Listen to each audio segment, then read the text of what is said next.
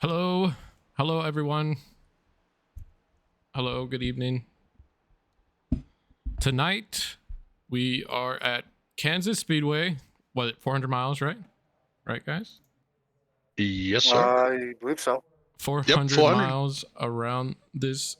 I personally really like this track, but so that's a good distance race. We should see. I think last night we had one. Was it only one caution? Like accident? Yeah. Outside of the stage. Outside of the stage. One So, caution. Hopefully, we'll see a lot of good green flag racing again tonight. But thank you guys so much for joining the stream and tuning in for another Carolina Cup Series race. Wednesday nights can be tough because we're competing with the Coke guys. But personally, I think the talent and the skill level we have here surpasses the eNASCAR League. But hey, that's just me. In the booth, I have Bill the Masshole and Ryan Taft.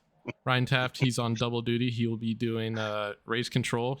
He almost fell asleep last night, so hopefully, if he doesn't have much to do, he can continue to surprise us with great tidbits of information and high-level analytical comments here and there to just improve the stream in a wonderful way. So, looking forward to that. If it goes caution free, boring. if it goes caution free, you can monitor the chat for us. So Yep. If I was a moderator on the Twitch, I would, but I don't have that power. wow. We got some interesting names up front so far during qualifying.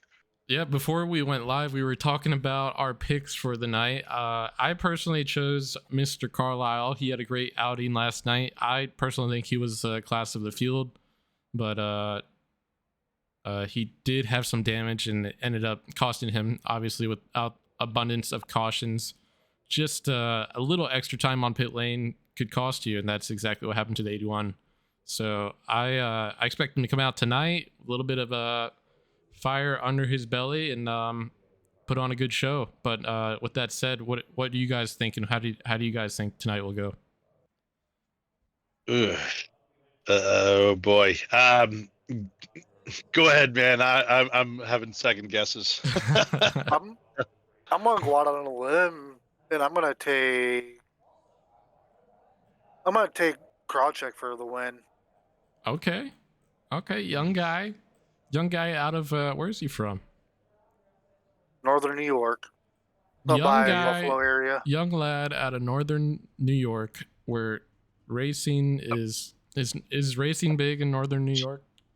Oh, come on, Oswego Speedway. Yeah, I knew Bill would correct me there, but yeah. So have Tyler Krausak, young guy out of Northern New York, always shows up with great speed. So that's a good pick. Bill, what about you? Well, you know, I always pick the 22 car, and you know, just to be different tonight, I am gonna go with the 88 Ballinger. Yeah, he was fast last night, had some bad luck, but I think he kind of wants to move it on up, and I don't want to show too much favoritism for Vasquez in the 22. So I stole his already in the chat. Yeah, I stole his fireball from him at Charlotte. So, but no, you know, I always pick Nick. Always do. Yeah, I love the kid. He's a great driver. I was somewhat accused of favoritism with Nick. Not going to mention any names, but it's okay. I love you all. Okay, so I'm going to go with Ballinger tonight, and we'll see what happens. Nick's going to kill me in the chat anyways, but I will be back. So it's going to be a fast race. It's going to be a good one. We've seen a lot of cars getting loose, and yeah, you know, there's so many cars that can win. I mean, really, that top 10, you know, and even beyond that. So yeah, it's going to be a fun one. Yeah, just going through the top 10 quickly here. Hunter Bogdan on the pole tonight with a 30.600, followed by Stephen Carlisle P2, Ray Gill P3, Tyler Krausak starting the 4th spot, Jay Salmon in the 5th spot, Tyler Bellinger starting 6th, John Connor 7th, Josh Stoltz 8th, Corey Mott 9th, and Nick Vasquez 10th.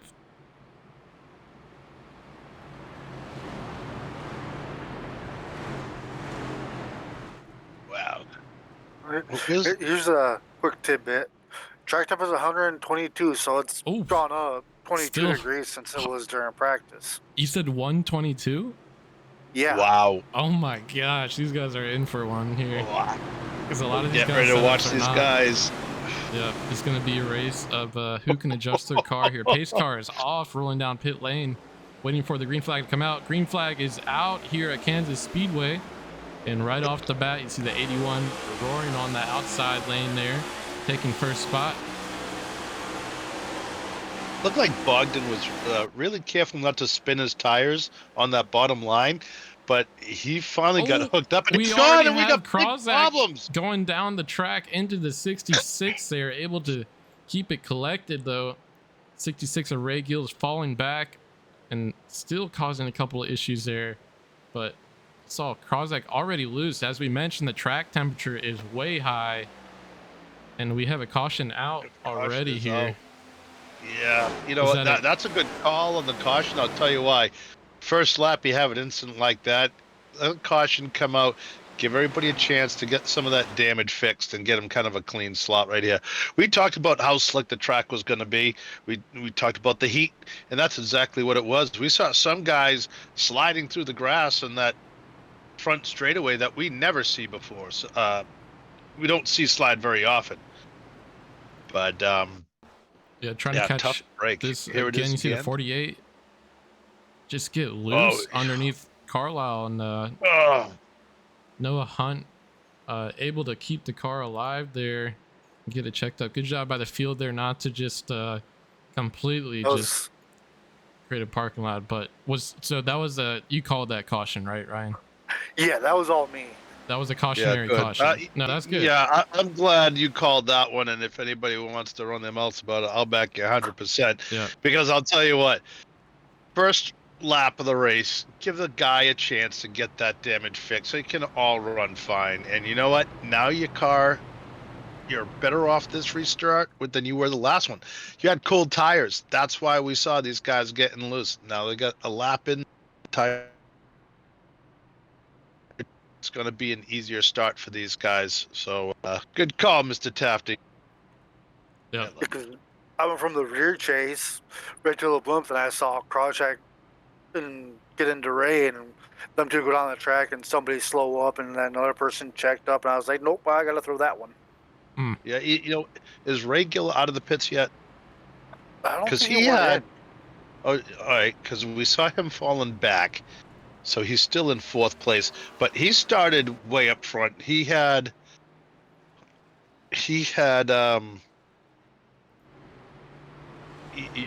I just got a text message and it screwed me all up here. Oh man. Well, What were the we ones that talking went into about? the pits was Johnson, Connor, and Legger. Yep.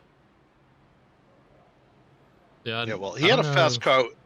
We didn't really talk about Ray Gill that much, but he started up front this week. He had a very fast car, so I was really hoping to see him get a clean chance to get out there and really go for it. But unfortunately, Tyler just broke loose there, and there's nothing Tyler can do. It just keeping an eye on this 45. He actually went into the pit there on that caution. So looks like he might have just gone into top off. I don't know why he wouldn't make. Oh, you know why he probably went in? If he knows some adjustments he can make to that race car already based off the hot track temp, he might have gone in and got some preliminary adjustments done to that car. Who knows? Maybe I'm completely wrong. Maybe he had to go to the bathroom. But That's always a good possibility. yeah. Well, he did only take a 5-second stop, so I don't think I mean, unless he's going from downtown, I don't think that's possible. So That's enough time to top off on some fuel and yep, exactly. probably Yeah. a ledge adjustment. Yep. So we're gonna re-rack it 4 laps into this first stage. We saw that early caution, but pace car is off again, and we're green flag again. 86 rolling on that bottom pretty strong, about a car length in front of the field here. As these guys gain momentum in these underpowered cars coming through turns 1 and 2. See back, we're about 3 wide.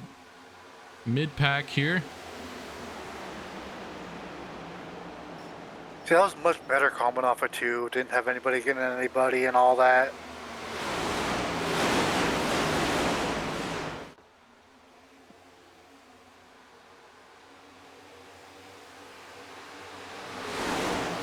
There we go.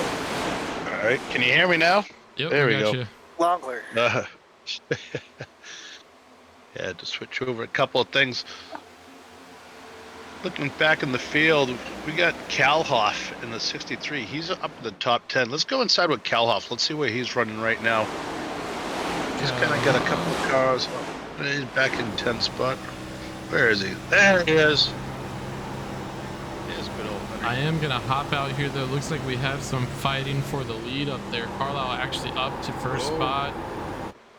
He's gonna take the lead from Bogdan, who went up the track just a bit.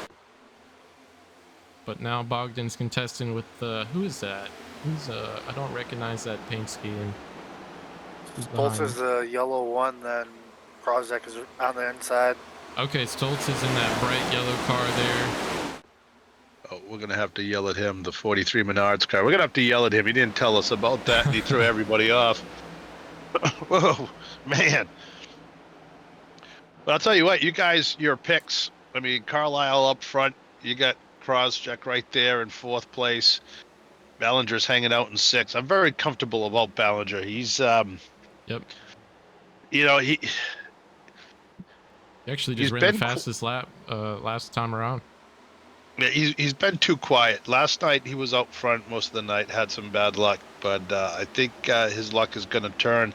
And right behind him is Vasquez in the 22, and Nick's going to make me regret picking the 88 car. I know he is, but we'll see. There he is. There's Nick right there. Comes up, touching that wall just a little bit right on the door. There's going to be a lot of that tonight with this track being as slick as it is. And there goes Vasquez underneath the 88. Out the back of the car, slides right up in front, comes down the middle, the 88, not going to be able to get a crossover on that one. Vasquez enters that corner just a little bit higher line than he does in Ballinger, and Vasquez is going around the car there, and everybody's bouncing off the wall. Ooh. Yeah, it looked like he might have gotten to the 86 just a tiny bit on the exit, but able to keep the car straight. Bogdan still dropping back just a bit. I think he's really feeling the effects of that hot temperature. But up front, Carlisle with about a... Let me fix this here so it shows the gap. Carlisle with about a 2/10 lead over Stoltz. Oh man, these guys are getting so loose off the corners. It's really... Man, you know... Everybody, like you said earlier, everybody's cars were set up for a cooler track temp, and you know, everybody's going to be sliding around. It's going to take a little while for them to even get the cars settled into the track. So I think as we go further on through the race, once everybody gets dialed in, I think the speed is going to increase, and hopefully that track cools off. If that track cools off, and you know, these guys get their cars just adjusted, it's going to be a fast race at the end of this thing. But I think right now they're racing the track. They're not racing each other. Yeah, you hear him kind of just pedaling that thing on an exit. Yeah, and this isn't some Sunday driver like me. This is Deitch. I mean, he's been very fast pretty much everywhere, and you know, he's always in the top 10. And definitely one of the guys that has a shot at winning the championship. So, you know, you see a guy like that, and he's taking it easy and slipping around a little bit.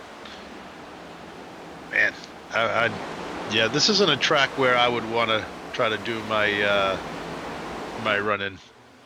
Speaking of which, I kind of want to try that again. That was a lot of fun. Yeah, I think you need to give it another go. Your race ended a little bit prematurely. Yeah, I did. I gotta do some redemption. just like my Indy 500 start last year, I had to do some redemption.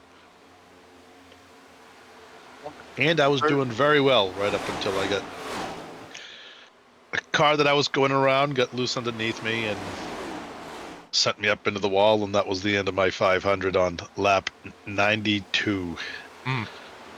Yeah, and I was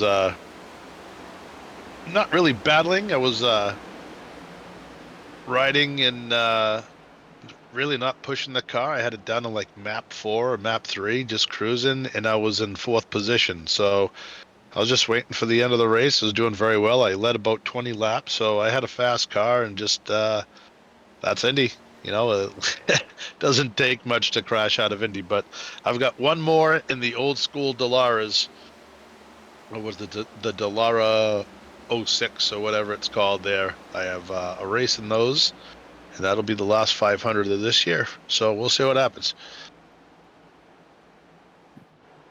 Taking a look through the field, our biggest movers. Looks like Josh Stoltz is up 6 spots, currently sitting 2nd spot behind Carlisle, about 3/10 behind the leader. Another notable driver, Nick Vasquez, up 5 spots from the start of this thing, working on the 66 of Ray Gill here, looking to get a pass down. We have Ledger slow on the bottom there. Still trying to get it figured out. He's on pit lane. Might get black flag, but should have that cleared.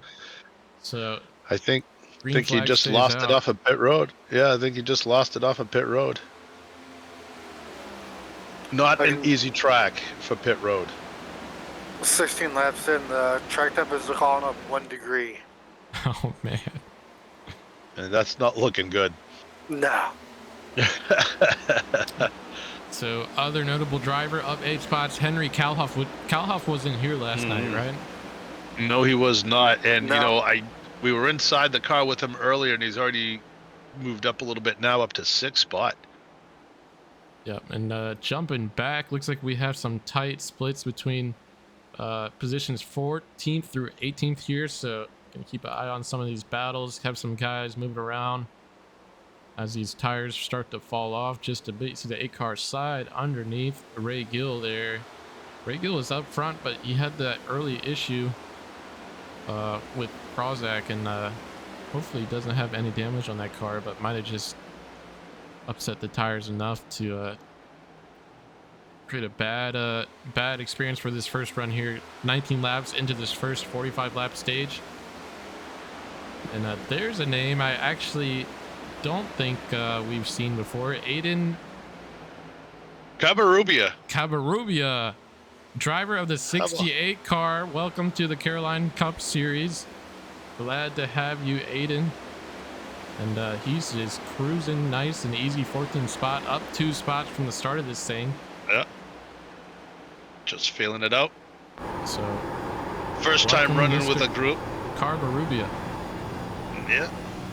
Somebody please tell me in the chat if I got that right, because I saw that name earlier. Oh, I thought you and knew. I was practicing. Hold on to it, Aiden. Yeah, but, no, I was practicing that name in case it came up, you know. Yeah. So that's my stab at it. Please tell me if I got it right in the chat. That would be amazing. Not to cut you guys off, but there's a battle going on for the lead.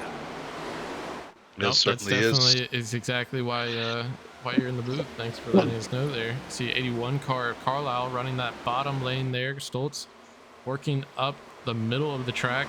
We see a lot of times the drivers like to move up the track as the run goes on here, but Carlisle may be electing to save some tire and continue to run that bottom line for as long as possible. You know, if I'm Carlisle, Stoltz gets any closer, I'm gonna let Stoltz by. And there's a battle right now between the 48 who gets loose and into the 22 hard into the wall. Smoke pouring out of that car. That's a lot of heavy damage on the 22 there. He went head first into that outside wall. 48 also damaged there. That tire smoke? Oh, and late Deitch gets into the back of the 48. Don't know if he just had too much smoke in his way or. So caught that wreck live. See the 22 work underneath the 48. 48 already started to get loose here, and he continues to get loose and just comes down the Yeah, track into oh, the right man. rear of Vasquez, who has been under the weather, so Yeah, he might be was. able to get That's some more right. rest depending on how that car is. But you see a lot of damage to the nose of that. And 57 also coming in late. Yeah, let's go on board with find out what happened there. Yeah, we can go on board with 57. So look how far ahead these competitors are from the 57 coming through turns 1 and 2 here. Still on the gas. Off the gas now. Sees the smoke. Where there's smoke, there's fire. He's slowing down. He He's just slowing down. no, he no. He you know he wanted to go locked on high. like a missile. Yeah, he wanted to go high, and then he saw the car up there, tried to get back down, and just it was too late. Just lost it, and oh man. I mean, obviously too. I'm sure the brake bias on these things is not conducive to stopping, especially on this hot surface. So, man, Yeah, it's I 124 still think degrees that needs to be investigated though. That was a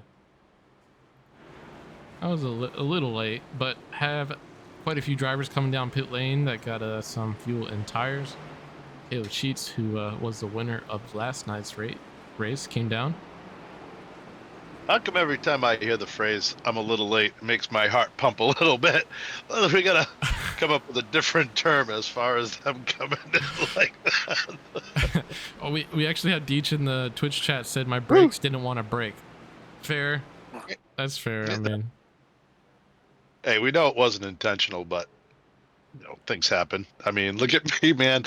I money shifted right in front of everybody, and then you guys went inside the car to find out what happened, just to humiliate me. Oh man, yeah, no loyalty. So looks like cars 9 position and on all went into the pits. So that leaves Bellinger, Calhoff, Bogdan top 3 currently, and we also had some other guys further back in the field shuffle up to the top 9 now. So we have Joe Wright, Alan Phillips, Zach Johnson, who we saw pit after that very first caution. We were trying to figure exactly what the move was there, so he finds himself up 14 spots in 6th position now. And Jimbo Mott will be starting 7th here, and then behind him, everybody who went down pit lane there. So Yeah. 48 needs to take a driver's ed course. Okay. Ooh, I mean, that's yeah. Look, I know. That's coming from Vasquez fan 22. So I try to defend everybody. I try to defend everybody, and it was like he tried to hang on. It happens. I've done it before. We've all done it before. Yep. So even the 22 has done it before. But hopefully he's gonna be okay. Green flag is back out. Again, we have a field that's kind of mixed up, jumbled up with fresh tires, old tires, so should see a lot of action here early. But Bellinger off to a great start here through mid-pack is where we'll see a lot of shuffling. Ray Gill hard on the inside the 77. We see a car down onto the inside of the track there, able to save it. I believe that what was going on there? I believe that was who was that? The 9 of Alan Phillips. Uh-oh, what happened? Caution's out, so we're gonna re-rack it here.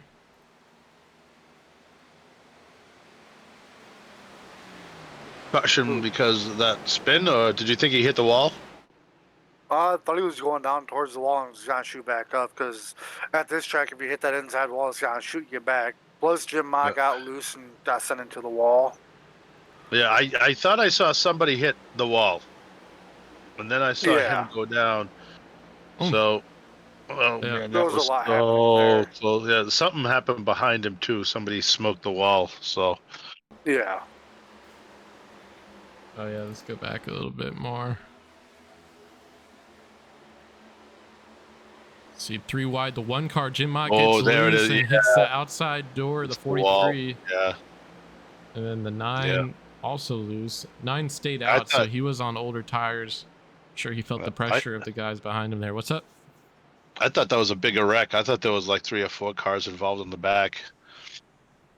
Yeah, I don't think anyone What? actually made contact with any walls, but definitely had a couple guys looking like they were about to. Yeah. Yeah, be careful on need to be careful on these old tires on the hot surface on these restarts. Yeah, real careful. I'm afraid to look at the chat. Oh man, I love it.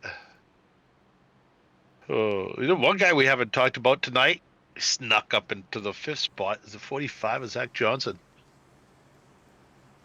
Yeah, he made that mystery pit stop there on that first caution, but now he finds himself P5 here. Yeah. Why am I not surprised to see him in a twisted T car, especially after Memorial Day weekend? Probably sponsored by Party Thong. Man, you guys missed a good time.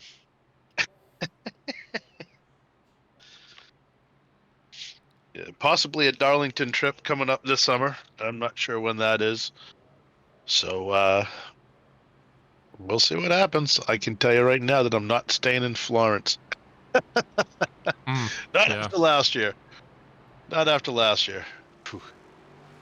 If you Google search this one, there was a race truck stolen from the hotel I was in. There was actually it was the hotel next to me.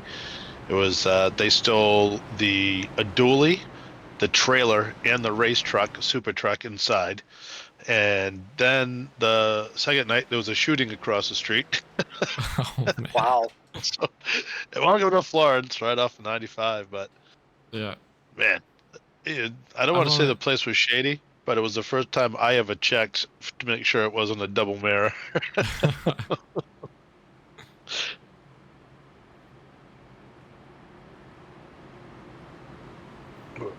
Who we got there? So we are re-racked here. Pace car lights are off, so we'll be going green this time. Bye.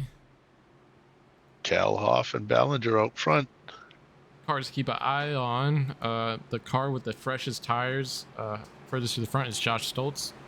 Also Noah Hunt just behind him. So those 2 cars have fresh tires. The rest of the cars in front of them are on older sets. Just hope they're a little patient. They need to remember that everybody in front of them is on older tires, so it's going to make a big difference, especially with the track temperature as what it is. And there they go. Yep, 63 off with a great start there. Cal cars get a little stacked up just behind them. I don't know what happened to Kalhoff, but it looked like he had a shot of nitrous in there.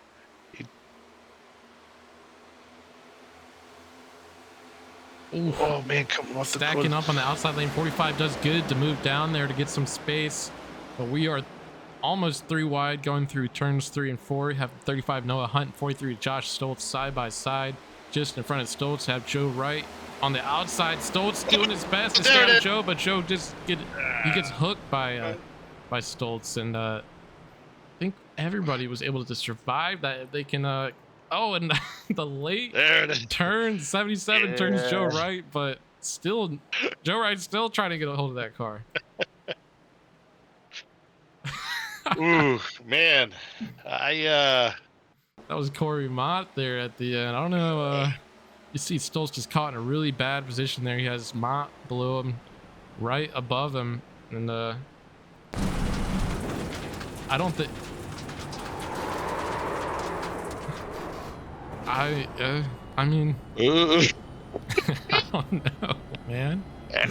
Well, I don't know, you know, man. I don't know how to call sometimes you're the bug, sometimes you're the windshield. So tempers are flaring. Julia just grabbed her noise canceling headphones and went in the other room. Take the dog on board with Stoltz. He's just riding along there and able to get it recollected, but in his rear view, see a little extracurricular. I don't know. Yeah, it's just hard to say if that was on purpose. Let's go on board with Mr. Vasquez. They're talking about Corey getting into Joe when Corey was coming out of the grass. Yeah, I just think Corey maybe didn't bleed enough speed coming off the grass, and Joe was able to get. Corey said he didn't see him. Oh, So that's not what I would have picked, but okay. Joe. yeah, it looks a little egregious there, but I just saw the replay on Twitch, so So if I have to look at that again, I think what happened was somebody hit the throttle pedal. I think what happened is Joe's constantly on asphalt, so he can really slow the car down. Mott is just coming off the grass, and yeah. he has to slow the car down, and Joe's already slower than him. So. I think, Joe actually, I gotta say this, Joe actually started slowing down as Mott was accelerating, so. Yeah, maybe Mott wasn't expecting the caution to come out because everyone had it safe. I don't know. It's just so much fun to pick on him. Yeah. Yeah, but when you see a car sideways in front of the other half of the field, you kind of have to throw it there. Yeah, no, I mean, I agree. There was a large potential for bad things happening, but we will re-rack them again. I believe this is choose cone here. We'll keep an eye on what these drivers elect to do on the restart. But 34 Where's laps the one car? into this first 45 lap stage. One car. No, where's that? Is he not here tonight? He was, but I think that damage from the when he went into the wall. Yeah. Okay. All right. Yeah. So by the time we go green here, we'll have 10 laps left in this first stage. Jim, have a shot of Fireball for me. Had so much fun with them down there. Such a good time. And in the lead, we have Henry Kalhoff up 13 spots. Was helped by that caution before the last, but he is on older tires. And as I mentioned before, Noah Hunt in 35 and the 43 of Josh Stoltz currently have the freshest tires.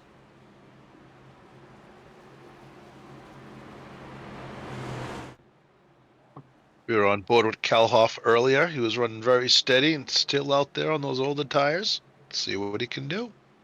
Pace car is off, about to be in the Geico restart zone. Kalhoff takes off on the outside lane with plenty of room to work with there. The 86 is trying to get that bottom rolling with the 45 right into his rear. Bogdan moves up in front of Stoltz there, running about middle lane. Oh, Bogdan loose on the inside. Bogdan trying to collect hold on. No. Bogdan's still trying to wrestle that car, able to get it saved there. We're still green. Nice save. But that does stack up the field rather severely. Impact there. We're three wide. 2 rows 3 wide. There's through turns 3 and 4. The 99 checking out the 22. That allows the 9 and the 68 car to move ahead there. The best thing that just happened to Nick Vasquez is he got checked up behind that slower car, because if he went further on and tried to pass him, he would have get caught up right in the center of all that mess. It would have been a bad wreck, because we've got another caution. Another caution out. What do we got?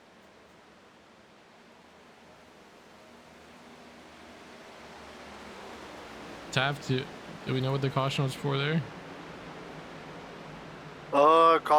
Wreck out of 2, Corey Mott, Joel Wright, DH, and Lisby. Oh, we didn't see that one. We missed that one. All right, Corey Mott. Oh, yeah. Oh!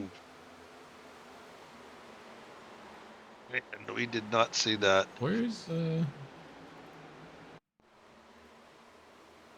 Joe got loose, come off at 2, and got Mott, then stacked it up with Lisby and Deech. Yep. Well, Mott was able to continue. We saw those two get together earlier, and so had a little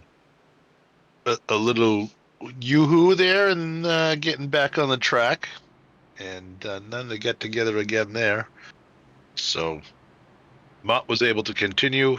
Unfortunately, Actually, right before that caution came out, we have Josh Stoltz up to the lead underneath Henry Kalhoff there. Field kind of got shuffled up as we saw Bogdan get loose on the inside. But Stoltz able to move up to the front on those rather fresh tires. I mean, they didn't really run many laps, green flag laps on those fresh tires. So you'll have a little bit of a shootout here at the end of this stage. And if he has the gas, probably stay out for the next stage. yeah, this is not the Kansas that everybody was hoping for. And you can tell that I bet you they're running about a half a second slower than what they would be running if the track temp was cooler and they actually got the setup of the track. Nobody expected the track to be that hot, and that caused a serious issue with everybody's handling package tonight. So everybody's on the same page. Everybody looks like they're on roller skates, and once they get dialed in, it's going to be interesting. And the winner of this race is going to be the first guy who figures that out. But right now, I don't know what you'd set your track up for, because the track temperature is still going up, right? Or is it kind of leveled off? It's leveled off. All right. Well, it's still extremely hot, and it's going to be a while before it cools down.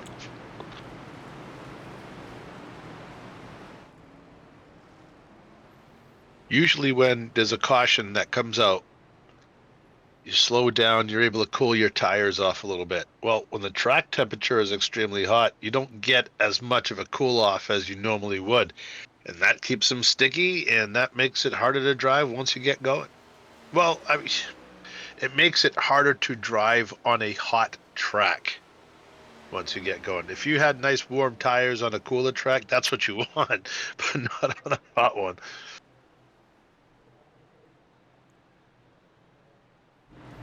Yeah, we see the leader, Josh Stoltz, elect to run that outside lane on this restart.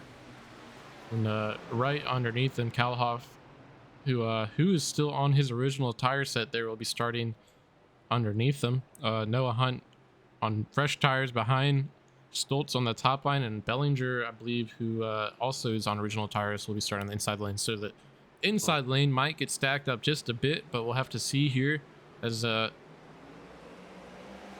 43 of Stoltz gets this restarted. 63 might across the line before the leader. I don't know. Maybe.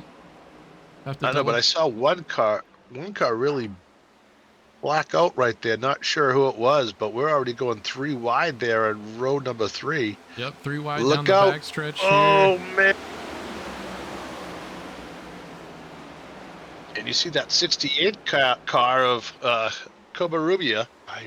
Somebody please tell me if I'll be so proud of myself if I got that name right. But he's moved up. He started way in the back, and now he's up to 6th spot right now, battling with Cheats. Noah Hunt's contesting for the lead, and they're 3 wide behind them. Yep. Green flag's still out, but Noah Hunt here hunting for a stage win. See what I did there? I used his last name in the sentence. That's crazy. But so far, it's Stoltz still in the lead. 41 laps of this 45 first stage here. As we come across the 30. line, be 3 laps remaining. 3 laps to go for the end of the stage, and then 35 cars trying to hunt him down in the 43 car. How about that? Oof. And they head off into turn number 1 as we see him going 3 wide for a second as the 83 car is starting to fall back a little bit right there. I believe that was the 83 car. We do have a lot of action in the back, but up front here we have the 9 car of Alan Phillips contesting for P2, running that bottom lane against Hunt here. And he has a good handling car. Did you see how low the 9 car came off the corner? That means his car is handling well if he can come off that low in the corner.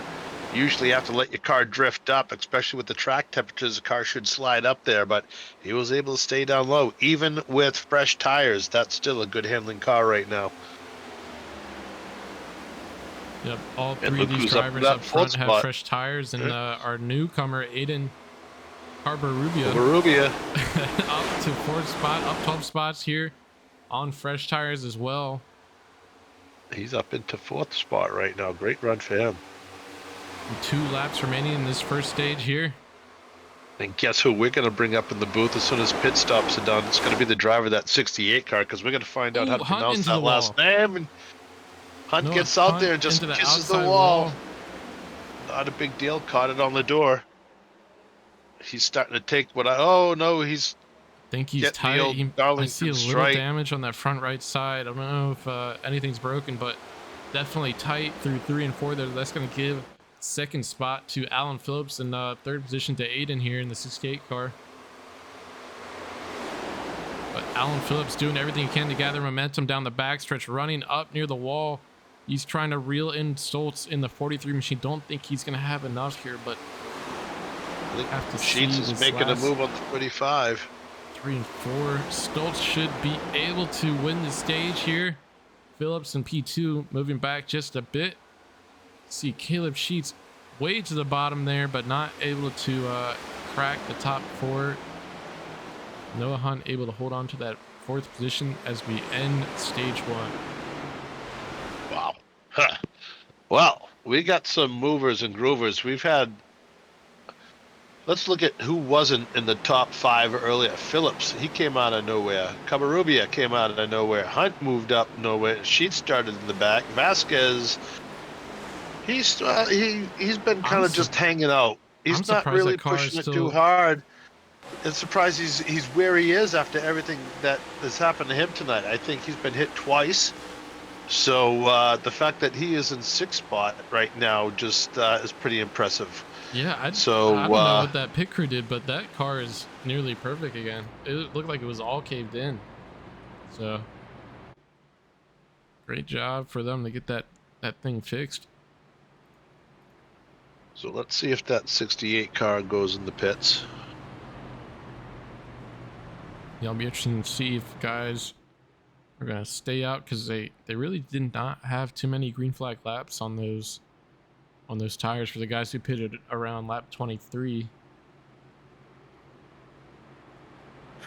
Track temp after stage 1, 122. We are seeing the guys roll down pit lane, even the guys who pitted later in that stage. Yep, have about everybody in. We do see Carlisle stay out though. Last pitted lap by Carlisle was lap 24. And we saw Carlisle was fast on older tires earlier, so not really worried about him. You know, he's running. He had a plan coming into this race, and he's just sticking with it right now. So, and I think, unfortunately for Krozak, that means he won't get the wave around here. But Krozak's like 10 laps down. So. Oh, is he has that much? All right, big shakeups in the front after these pits. Yeah. Oh man, 68 car, he fell way back. Coming off pit lane here.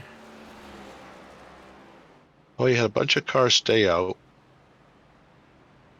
No, he was about where he, yeah. So I see a 7-second stop by Gill. Don't know if he just got fuel there. There's no way he did just 2 tires. But let's get the 68 car up here. I have got to ask him. 68? Okay. Get Hayden up here. Yeah, let me see if he's in the Discord.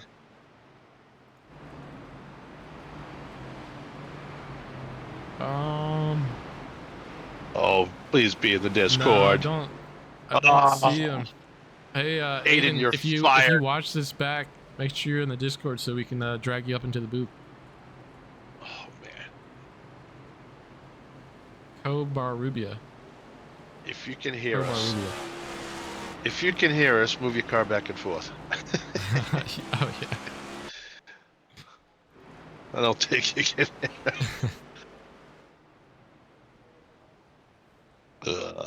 All right, so as we see, the pace car lights are off, so this time by we'll be back to green flag racing. Our P1 driver Stephen Carlisle is on older tires. I'd say about 23 lap old tires now. So well, what we've seen is everybody who pitted early before the stage Now they've moved up, and everybody who held on, it's all shuffled everybody back around to where they were before the stage, pretty much. Yep. So, yeah, I mean, this could be a good call by Carlisle, just having a good track position, dictating the start. He's going to be out ahead of all the madness behind him. So even if it protects his car for 1 or 2 cautions on these restarts, could be worth it. As we see, pace car is off into the restart zone. We are waiting on Carlisle to get that car rolling, as he does on the inside lane. nice there. jump. Good jump by Carlisle. He's going to have plenty of room to work with, as you see the cars behind him start to stack up just a bit. Now, I have an idea what Carlisle's plan is, but I don't want to really say it. I'll tell you guys during the Crank It Up what I think Carlisle's going to try to do, and I think it's a great plan. So he's not going to worry too much about staying out front. He's going to want to stay out front for the clean air, but I don't think he's going to battle too hard for a position 3 wide towards the middle, as you see the 51 car there, or the 57 car, excuse me, sneaking through. Yeah, it looked like John Connor just got a little bit loose on the outside, coming back up here. Now we have Noah Hunt on the outside of Ray Gill here, battling for P3. Hunt way up into the wall almost, so it stays out of it. We're 3 wide down the backstretch, so Hunt outside. 9 car just below him. 9 car got a cut in front of Gill there, stay middle lane. So no one gets Hunt, Hunt loose, and he collects Sheets. Sheets and deep Deitch collected. Connor able to stay out of that, looks like. But Sheets, his night is, I would say, all but finished. Well, I know Connor what Sheets also might have caught some damage there. Sheets won last night. Sheets gonna park it. He's gonna kick his feet back, watch the race, and crack open one. That's what he's gonna do. He's locked in. You know, he's not gonna race for points. You watch. I bet you if he got a crack in his windshield, he was planning on. Man, that car just snapped around on him. Let's go on board with him. Let's see if something happened to his car. Like, see if it was maybe his sim, because that thing really. That car really snapped on him. The thing is, with these next gen cars, once they start to get loose and you try to correct it, it just instantly snaps. There's no warning about it. That is true. You know, we talked about that last night. You have that diffuser in the back, and what's that section to the track? It just looked like it broke a little loose on him. Yeah, no, like you said, you know, with that diffuser, once that contact, that airflow of the suction is broken, the car, like you said, absolutely just snaps around like that. But he just overcorrected, broke a little loose, and overcorrected. Oh, tough break. Yeah, on board with Caleb Sheets here. You see him riding behind the 35. Watch this. Caleb Sheets, when that just happened, Caleb Sheets just went, honey, got any beer in the fridge? We've seen that happen a couple times to the 26 car. So unfortunate wreck for him. Yeah, he's probably the happiest guy on pit road right now. He's gonna kick back with a gold one. He's locked into the championship. I mean, hey, what's he gonna do? Go out and run 20 laps down for what? 6 points? Doesn't matter. He's already locked in. Yeah, just keep an eye on the back. Make sure nothing else happened. But Deitch he literally just got all that damage fixed, and that car is already feeling it again. He's not having a good night. But that 68 car, once again, climbing his way up front. He's up to 8th again already.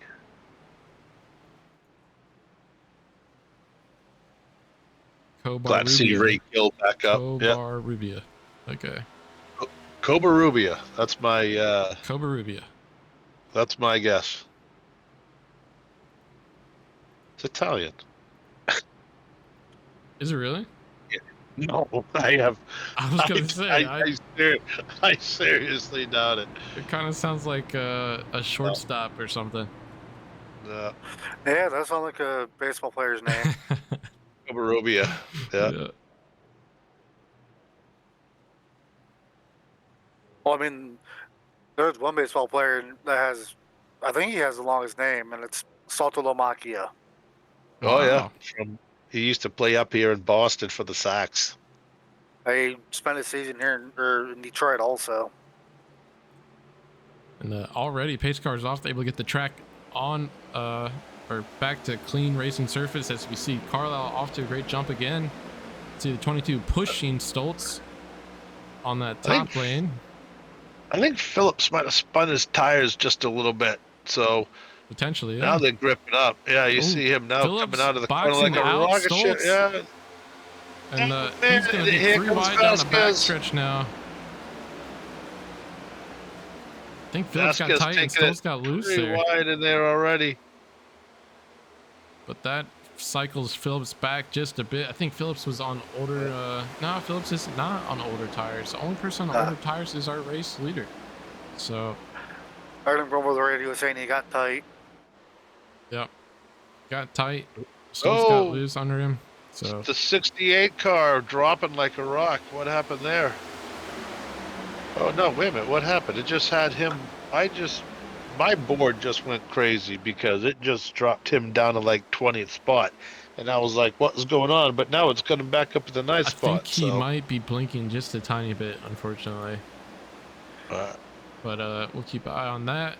Cars are already spread out just a bit here, but still plenty of action throughout.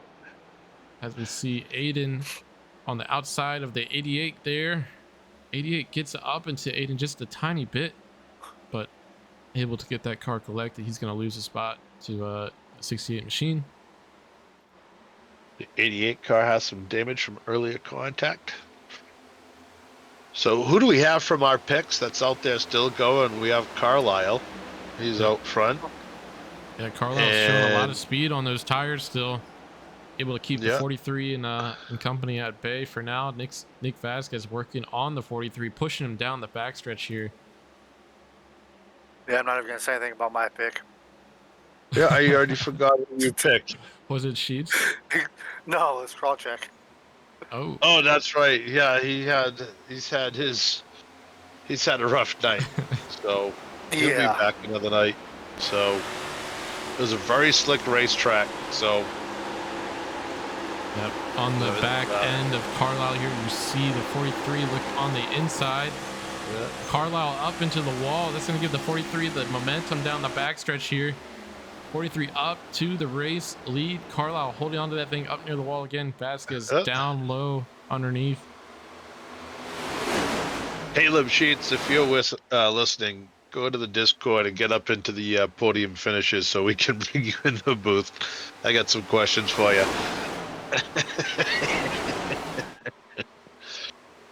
The 26 is officially out of the race. And I know what he's doing. Yeah, you see the tires, maybe the tires going on the 81. He's just tight up into that outside wall, riding that thing around, trying to keep that race car pointing straight. But he's dropping back now in position 6. Stoltz up to the front with a healthy lead at this point of the race. Has some good breathing room, fresh, clean air for him. As we see the 9 car, who we saw got super tight early in this run, starting to roar back. Now position 3, up 19 spots in this race. Now working on Vasquez to take P2. Sheets is out of here. He's gone. I can't even find him in the pit area. I didn't take him on the back of his car. Yeah, I told you. He was on the tail of Vasquez here. He's riding the wall up through turns 1 and 2. Vasquez just on the inside. He's going to keep him below him, so he's going to have momentum down this backstretch, and he's going to complete this pass. So Alan Phillips, after a shaky start to this this restart here in the second stage, able to drive the car back up to P2. Oh, we have smoke in the back. We have a car around onto the infield trying to catch an eye on who that is. 68. 68. Aiden. So Mr. Covarrubias having a little bit of a spill down the front stretch there. We'll get an eye on what exactly happened. Might have just got loose out of 4. If I had to No. guess. Ooh. Corey just misjudged his space and Corey is went on into an his left rear. absolute tear tonight. He's on one tonight, man. Someone needs to call that man into the hauler.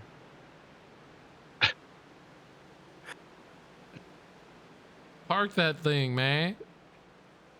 Oh man. Oh, On we're board with the beating poor Corey 77 Mott car. up See tonight. 68 car just above him. Okay, I well, don't know. I don't that doesn't look as know bad, if you but- can blame. Yeah, you know, see Yeah, that? See don't how fire mean you me. were? Don't fire me. Don't See, ever make 68 fun of middle a mighty lane. mustache. I mean, Hey Tom, you did Oh! have it right. It's Covarrubias. Yeah. What was that? You did have it right. It's Covarrubias. Did somebody say it in the? No, I straight up asked him. oh, Oh wait! Oh, how did you get him? I I just didn't asked see him. him in the chat room. No. I'm in See, the how race, about remember, that, man? I He's in have the powers. race I can ask people and talk to people Oh, that's right. and give shit to people. Did he hear me actually Whoa. pronounce it? No, I don't think he did. I don't think he has a stream up. did your right just wreck on pit lane? Okay. What happened here? G37 rolling. There's I don't gonna be know. a beef. Looked like he What? just pulled off right here, and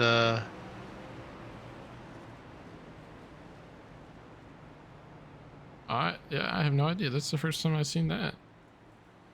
He's still there. He's still parked there. well, we saw that happen at Charlotte. Was it last year? One guy parked a car on the front straightaway, jumped out, and went back into the pits. Not exactly sure Just what's going on inside the time to make the 37 car, donuts. but this just shows the pressure these drivers are under. Well, I tell you what, Joe's like a smooth guy, man. I've never heard him angry, so yeah, I don't know. I don't know if I'd bring him up for an interview.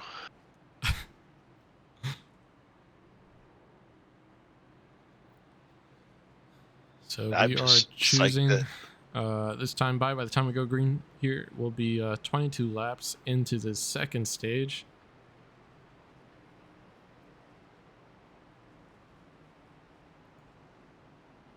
I'm just curious if Covarrubias is like a Caribbean name, or I don't know what that would be. I'd say Caribbean name because it says like Aruba. I don't know. You're asking a guy from Boston. I can't even say R. So don't listen Spanish to me. origin. So Really? Spain. Yeah.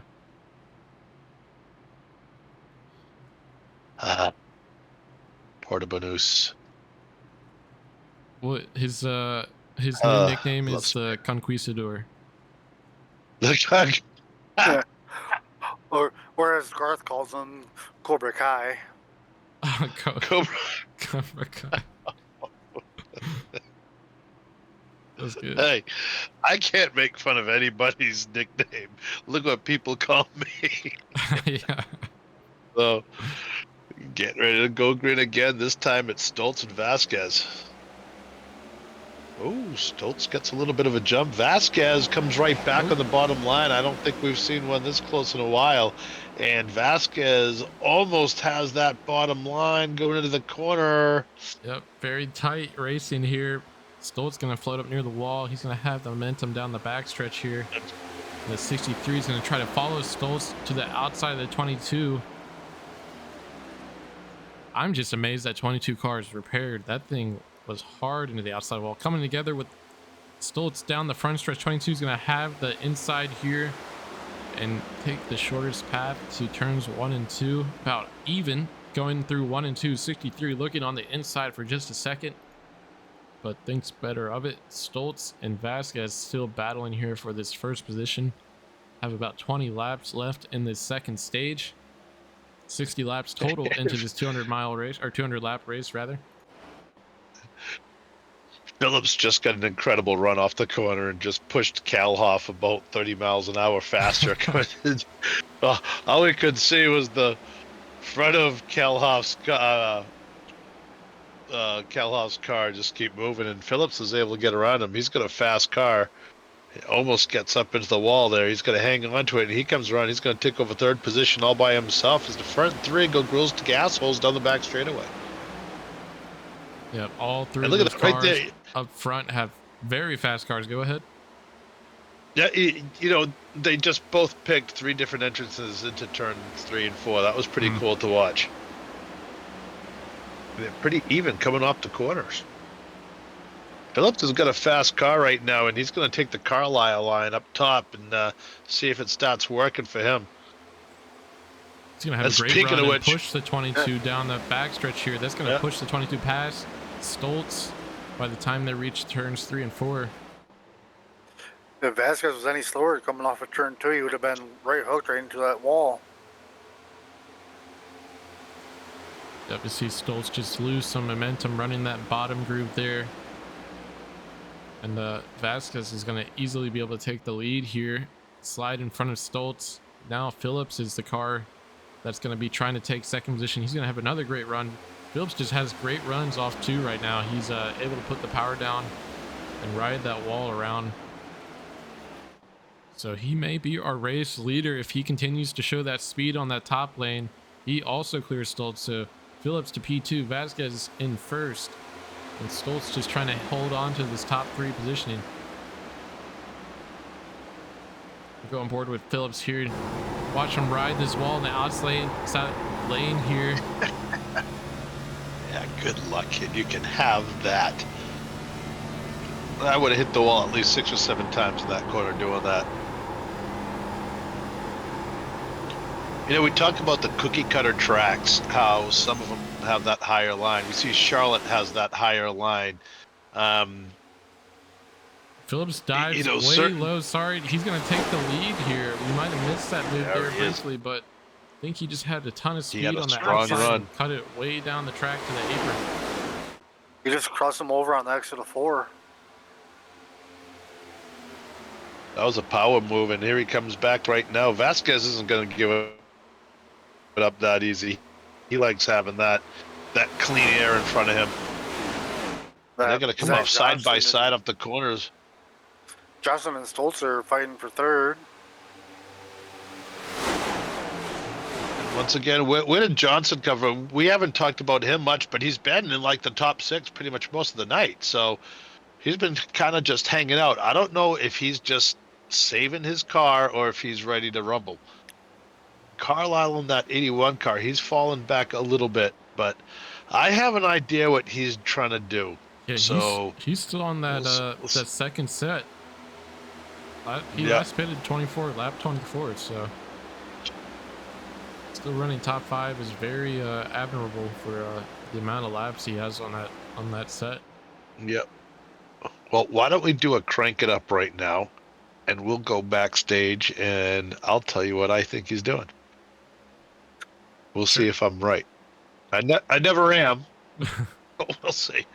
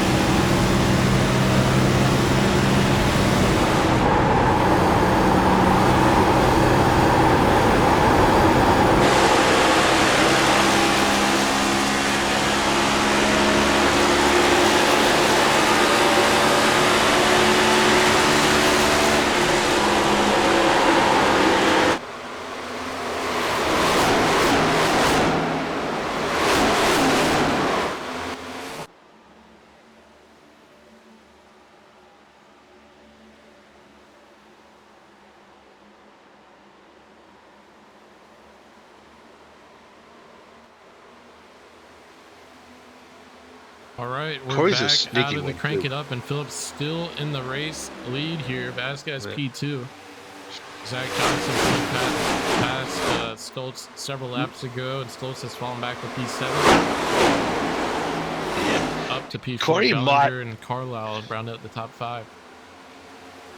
Corey Mott is sneaky, man. Every time we see him get wrecked, he'll just kind of slowly get his car fixed and work his way back up. He's back up inside the top 10 right now. He's 9th. So he's battling with Bogdan there, and this guy's going to move up.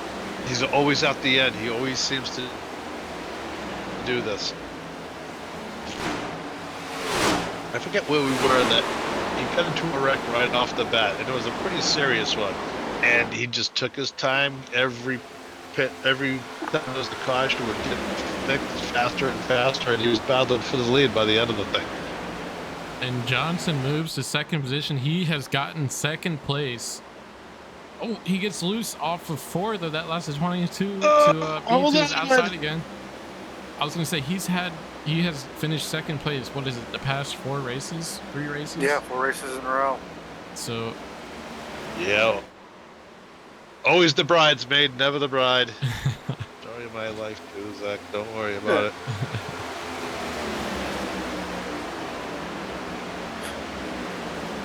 Oh, Phillips up into the wall. Leader up into the wall there on the outside. That's gonna. That's all the 2 behind him needed. Yeah, it looks like he's able to keep his speed up, but these guys are battling hard for position 2. Bellinger up, and Carlisle is still hanging around with those older tires, doing a great job of just being super consistent, super easy on that race car.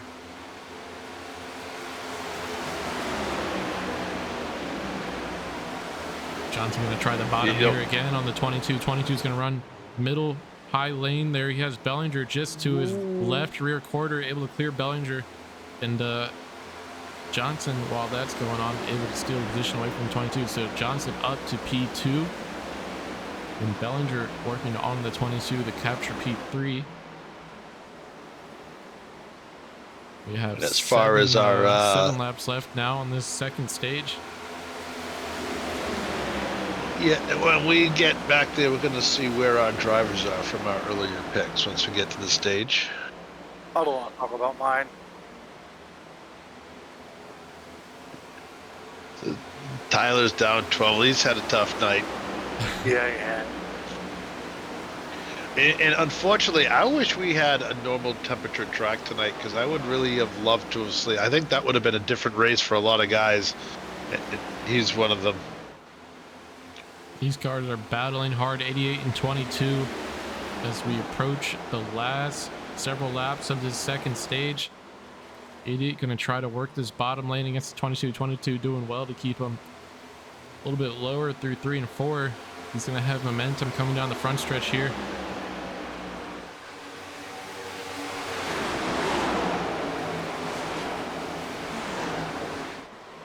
Guys are pushing it really hard at the corner, man. Yep, and There 88 goes is going to the clear 88. Vasquez this time, so he has moved ahead of the 22 to take the top 3 position. You know, the 88, the front of the 88, being the Mustang, he has a decal. And when you look at the 88 from the side, it looks like he has front end damage with the hood up. See it? Yeah.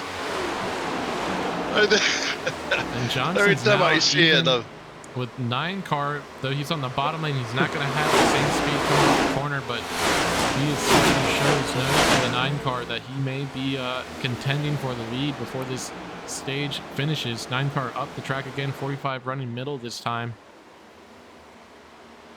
yeah, you know, that 9 car is getting really loose. And I would be careful if I was the 45, because we've seen the cars come off that corner high like that. They get loose and they door ding each other. We saw that happen with the 22 car and the 48 car. So, you know, it can happen very easily. And those are 2 experienced drivers that happened to. So you just got to be careful. It doesn't matter who's in front of you when you got one high, one low, especially on a green flag run like we have now. Got to be careful of that outside car. As you see it right there, they get way close together. Yep, riding on board Alan Phillips here. We just have a handful of laps left before this stage ends. Now Johnson's competing with the 88 car for position 2. 88 car's gonna actually have momentum down the backstretch, and he's gonna take position 2 here. And the 48 being 12 laps down, he's working on trying to get one of his laps back the hard way. I thought Johnson was one of those drivers that said he didn't like this track. I think that might have been Sheets, though I don't know. I think well no, Sheets said, he said he didn't like Texas. Yeah, I thought Johnson said this wasn't one of his. I can't remember. I'm old. You know, I don't know why you guys listen to me. I'm actually not that old. I think I'm a lot younger than I am. Have some lap traffic. That's going to force a 9 off the outside there. And 1 lap left in the second stage. Alan Phillips has a lot of space. Seeing the cars race behind him is a good sight to see. He's probably going to capture the lead and win in the second stage. Oh, look out. Watch out. Deitch up into the wall to avoid the race leaders here. That shuffles them just a bit, but 45 Johnson able to stay ahead of the 88 here. 9 cars just working on successfully getting through 3 and 4. He's going to drive back to the start finish and win stage 2. Zach Johnson will come across in P2, and Bellinger will be 3rd. I'm waiting until 10th place crosses the line right there. Ooh, wow, man. Once again, that top 5. I'm gonna try to fix the camera here. Different cars, pretty much. Wow. Track temperature stage 2, 121. So it's only gone down a Graceland's start of the race. Look at Mr. Griswold in the family truckster. He's 6th for the stage points in the 99 car. And the track temp's only gone down 1 degree since race start. Yeah. Hovering around the 121, 122, 123 range.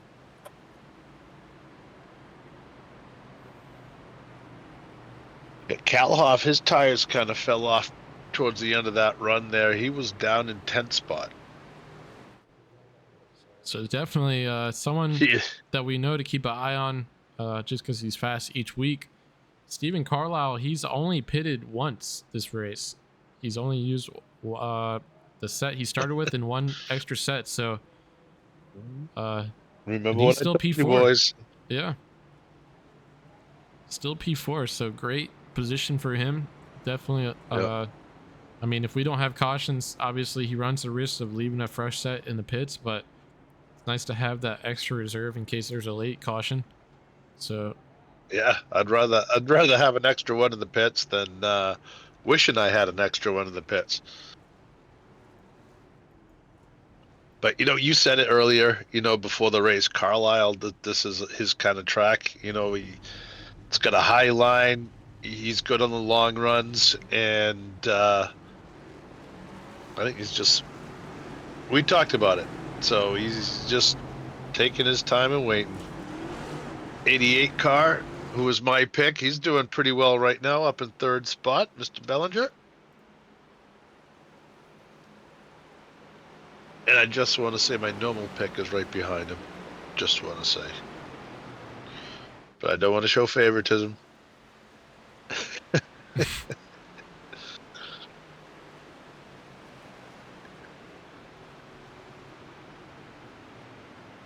You got Winchester and the Browning car go back to back right there. I love it. Yeah.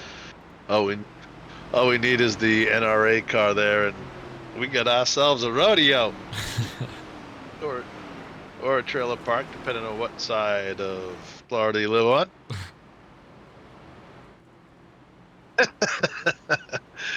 Yeah. Give a shout out to St. Petersburg. Whoop whoop.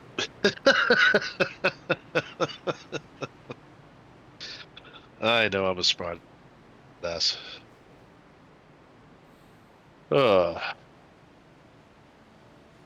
Oof.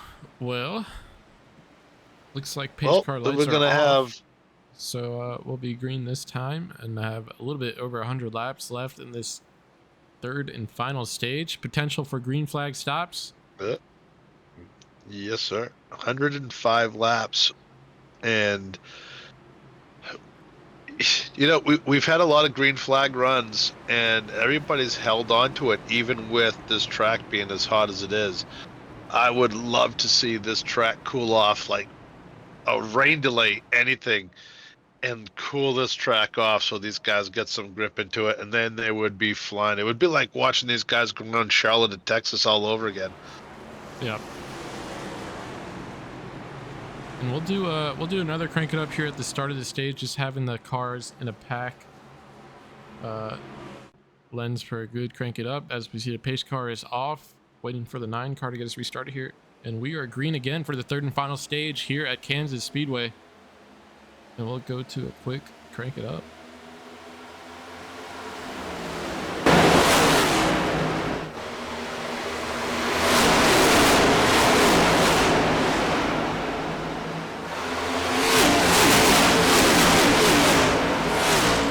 This is really...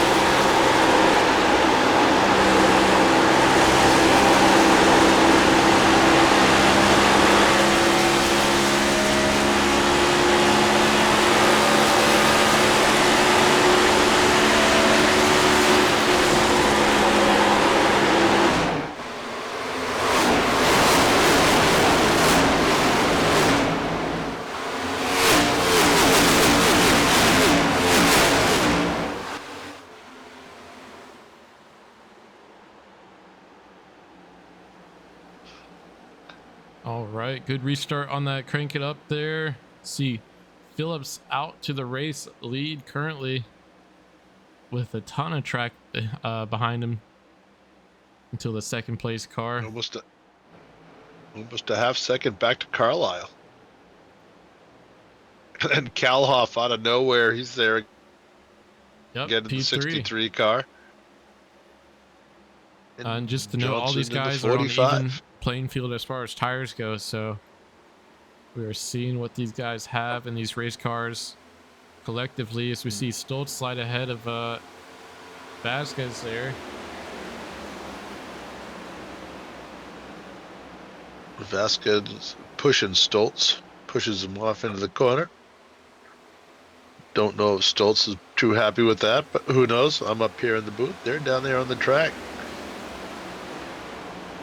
See a little bit of racing behind Ray Gill. Garth Griswold up near the wall. Yeah.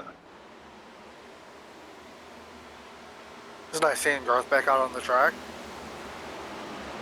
Yeah, it is coming off the 99 car. The one Pablo Montoya lookalike car. Now we have Zach Johnson working on the 43 of Josh Stoltz. That 43 car just not off to a super great start on this third and final stage, though. I mean, a lot of guys could just be saving their stuff here with the hot temps. You know, you really want to be easy on the fresh tires so they can come in at the right time as this stage progresses here. We'll be out on the track for, I mean, I don't know exactly what the fuel window is. Probably around, what, 45 laps? Is this a 2-mile track or a mile and a half? Mile and a half. Oh, mile and a half. Okay, it's gonna be. Yeah, it's a cookie cutter. Okay, so probably around 60 again, right? 60, yeah, 65. Pretty much the same as Texas. Gotcha. But now you look at how similar the tracks are. You know, we call them the cookie cutter mile and a half. A little bit more banking, a little less banking here, a little more there. Track temperature, how the same style of track is yet so different. Two cars, the two tracks from what we saw last night. So we saw a lot of guys, you know, at Texas and at Charlotte where they were just not making it. It's always trouble through that tri-oval. We really haven't seen that tonight. That's one of the issues we have. We've seen them spin everywhere else, usually off the corners, but nobody through that tri-oval. During practice, we saw, what, 3 or 4 cars mow the lawn. So Yeah. I think they're starting to settle down a little bit. Once again, Vasquez pushing the 43 car of Stoltz. Trying to get him up closer to Kalhoff and stall Kalhoff a little bit. Then he's going to try to set him up for a double pass here.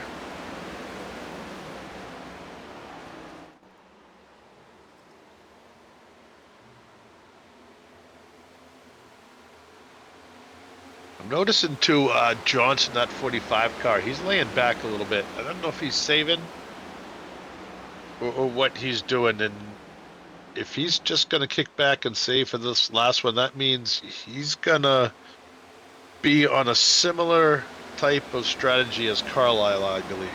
But Carlisle's running just a little bit faster at this point, not much. So now that we're under 100 laps, when do you start thinking about pitting for a new set of tires?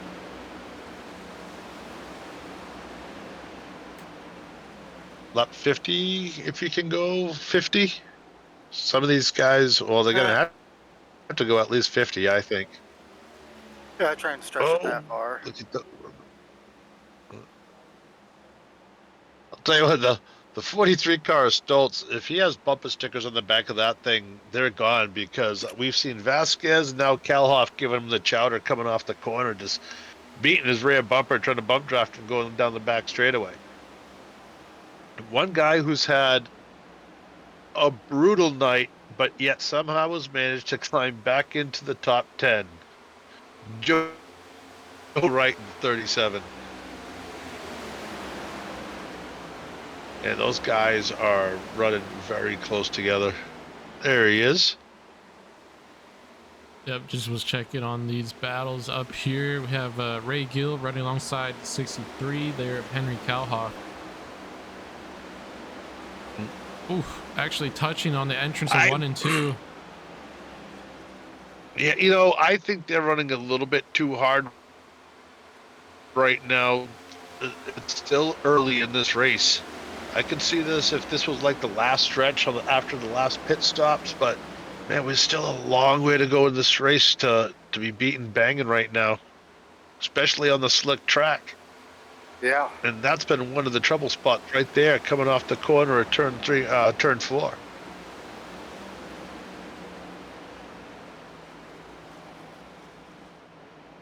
This track really doesn't have that dog leg turn like we see at Charlotte. This one's a little more banked and kind of a little more gracious for you, but it still doesn't matter. We've seen people lose it. It's more like Vegas, but not as banked. Right. Uh-oh, I'm getting some flack. The Fox moment right there. Why did he switch off the fight with Josh and Mike? Who's Mick? Mick? I don't know. Sorry. I'm not a professional. Nick, Josh and Nick, maybe. Oh, Josh and Nick, yeah. Sorry, man. Yeah, I honestly though, there's Crossack's he's kind of upset in the chat, so I was kind of managing that. Probably got distracted. Oh, wow. Vasquez almost just got taken out by the 28. Yeah, that was tight there. And the caution comes out. Uh-oh. 10th caution of the night. Man. Power Fishy. Sorry, man. I probably got distracted there with the chat for a second. But it won't happen again, ever. Promise. What happened? What was the caution for there? Obviously the 28. Oh, the 28. I just said how Nick Vasquez almost got taken out. Ooh. Oh, man. Luckily, everyone able to avoid him there.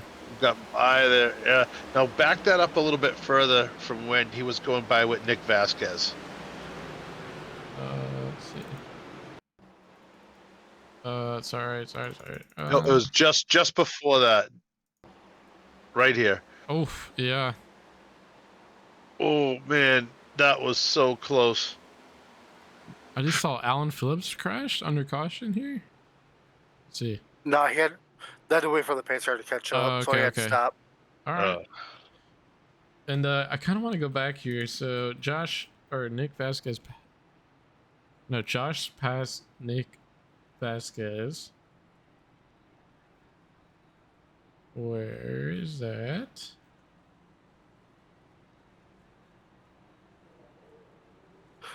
You know, Here we are. as I was getting adjusted in my chair. Okay. Power Fishy, this is it for all you. started to happen. So 43 on the inside of the 22 middle lane. 43 rolling the bottom here.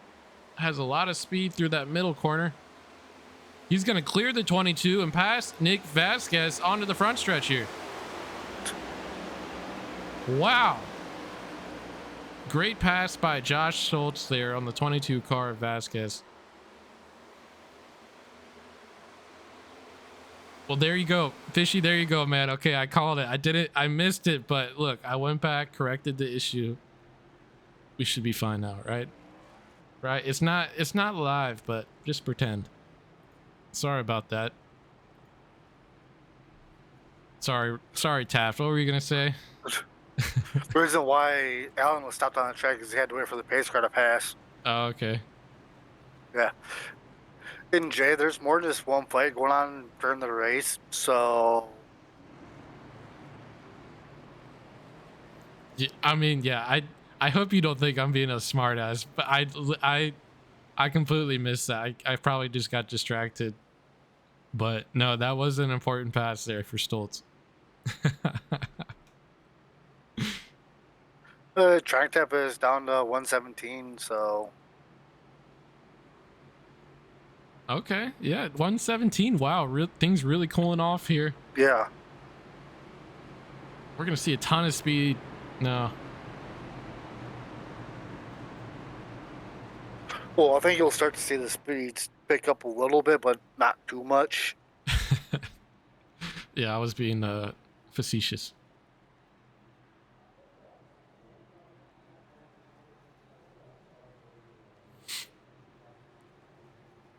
All right, we are re-racked. Don't think we had some guys in the back pit, but for the most part, the top 10 all stayed out. Pace car is off. Alan Phillips on the restart here on the inside. He gets a little squirrely on the apron, able to keep that car collected, though that did stall his momentum. Carlisle is going to be right on his bumper going into 1 and 2, and the outside lane of Stoltz and the 22 of Vasquez is going to be right on him on his outside there, exiting 2. And they're going to actually have the speed here and have the momentum. Stoltz up to the race lead, and the 22 following in suit. He might take P2 from Phillips here.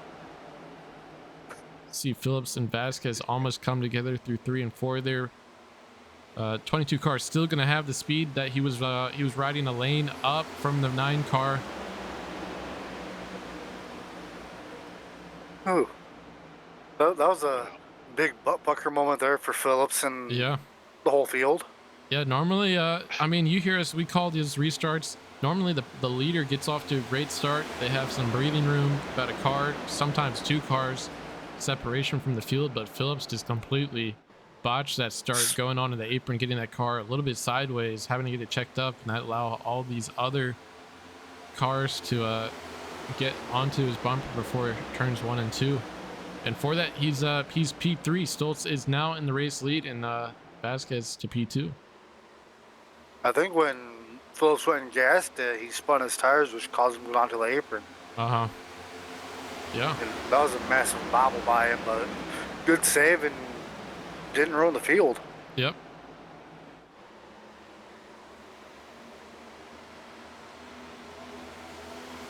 You can see the 45 machine just a little bit of Johnson looking on the inside of Carlisle. He's going to take the position from Carlisle. Carlisle electing to stay up the track here. He's going to hope to have momentum to clear the 97 of John Connor down the backstretch. So Connor doing well to put the power down here. He has help. So Bellinger actually elects to go on the inside of Connor here. He's going to be 3 wide through turns 3 and 4. Carlisle at the top, Connor in the middle. And Bellinger comes out with 2 positions there, sliding up to position 5. Top 5 for Bellinger now. He's working on the 9 car. in the 45 now. Looking ahead, 45 car moves ahead of 22 car here. So Zach Johnson up to the very familiar position of second place, just behind Josh Stoltz. And now the 88 car looking underneath Vasquez. Yeah, I think that 45 car is tired of being second. Johnson up 18 spots total in this race, so great drive from him. But Bellinger dives to the bottom there. He's going to be underneath Stoltz here. Always gets into Stoltz's left rear. He causes him to check that car. Stoltz still trying to catch that car out of the exit. He does eventually get that thing sorted, but not before Bellinger slides ahead to now take the race lead. Bellinger just threw that thing on the inside there and ever so slightly got into Stoltz's left rear there. But now he just got mugged. Now Johnson rolling the middle lane above Bellinger, moves up to the high side here. Bellinger's going to need to clear him. No, let's go back to that. He just got mugged. Yep. When we're out here tuna fishing up here in the Northeast in Cape Cod Bay, north and up to the May, when you're on your numbers, you're in your spot, you're fishing, and you get another boat that comes in and just kind of takes over your spot and shoves you right out of there by anchoring up next to you. We call that getting mugged. He just got mugged. He just forced his way right into there, and you know what? If that 43 car gets to the 88, do not expect him to play nice. Yeah, most definitely. There's going to be another beef. He was there, man. He was holding that white line. Stoltz was just trying to put the squeeze on. You know what? If you want to show me a replay that shows me something different than what I just saw, then I'll be more than happy to apologize. Hey, you go for the lead, and that's my pick, by the way. So that's how hard he's trying to show me what he can do. He's going to win this thing no matter what. But right now, you got that 22 car coming up with a huge run on the outside lane, and he's going to go high on the 43 car, and he's going to actually nose in front just as they enter the corner. The 43 car is trying to battle back, but the 22 just got the momentum on that outside lane. And then here comes Johnson in that 40. No, I'm sorry, Carlisle, that 81 car. He just came out of nowhere. What happened to Alan? So he had a bad restart there, and he kind of just been falling back ever since. Oh, come on, boys. Now, you've got the 43 car that's a little bit upset that he just got mugged. Now, Vasquez just came around him, and I don't know if they get too close together or whatever, but now they're bumping each other, trying to wreck each other. So these guys need to just calm down a little bit. I get it. I understand how you might be a little bit upset. I understand it. Just take a deep breath and just relax. Take a deep breath and go get him. Have a couple beers, calm down. Wreck him after the race. Wreck him after the race. Yeah, just save it for a short track. Because I know I've never purposely taken somebody out in a race after I lost my temper. Never. Oh. Back in Ricky Street Stocks, there was a kid that was talking all this, saying he was going to win and all that. And I just decided to be a dickhead and just intentionally take him out. So just be that guy. We are not encouraging on-track violence, I swear. Alan Phillips having to chase the car down the track. They're a little bit loose out of 4. So that 9 car who we saw lead the end of that second stage, struggling just a bit on this third and final stage. But back up to position 2 battle, we see Josh Stoltz on the inside of Vasquez here. This is for P3, not P2. Yep, you're exactly right. Zach Johnson, P2. How stupid of me to forget about Johnson being in P2. He's always in P2. Yeah, with all these guys fighting because he's running away. Bellinger and Johnson just decided to walk away from everybody. Like, y'all can stay back there and fight. Yep. Now we got 74 more laps to go. Ballinger out front all by himself. Johnson, he likes that fresh air. I would be just riding around right now. You know, when you see cars starting to pit, there's always the, should I hold off? Should I pit now? If you know there's going to be one more pit stop, say we're at lap 50, everybody's going to be coming in.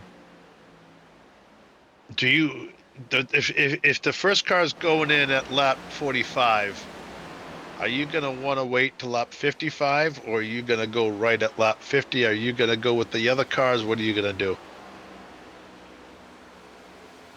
If it was me and I feel my tires starting to go, like either getting tired or getting Uh-oh. Two loose. cars banging Let's doors go, man. all the way down the front stretch. John Connor clearing Yeah, the they're not 22, done wrecking. 22 not. Yep, they're not done wrecking. Oh. Yep, they're not. Oh, boy. Yeah.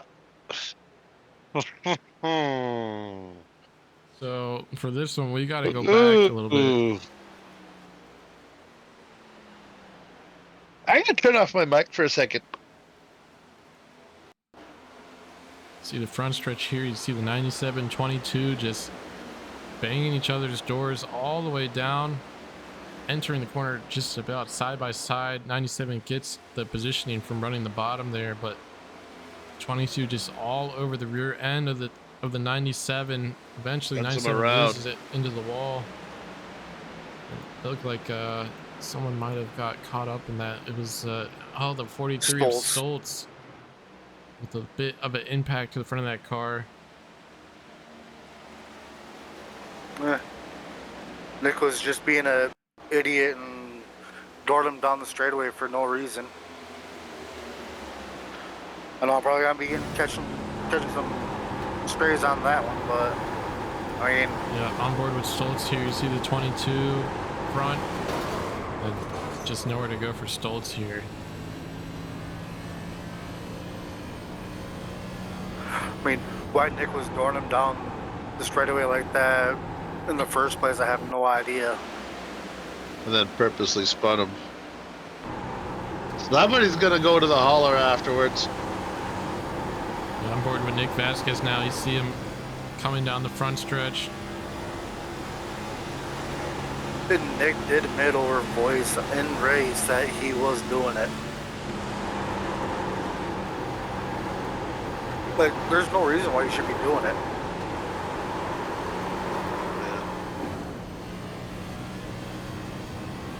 Oh, Mr. Vasquez.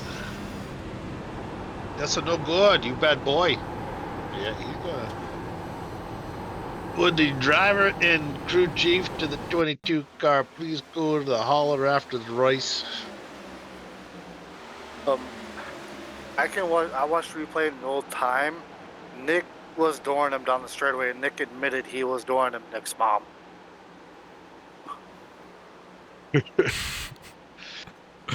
Ooh, boy. You can talk to right. her. It's fine. I'm not gonna. Yeah. Put the rolling pin down, Miss Vasquez. I've got it. Don't worry, I'll cool it down. Just hold on now.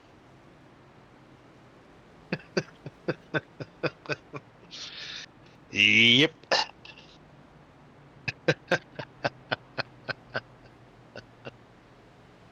Oh boy. Okay. All right.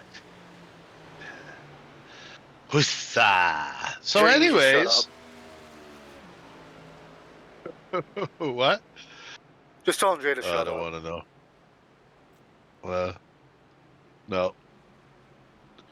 We just need to get to the end of this race with 69 laps, 68, probably 60, although the lights are off now. So we're going to be going green. 69 laps to go to the end of this thing. Yep. Nice. It looks like So we still have. Johnson stayed out. Basically, everybody else came in for tires. So Johnson, the only car out there on old tires.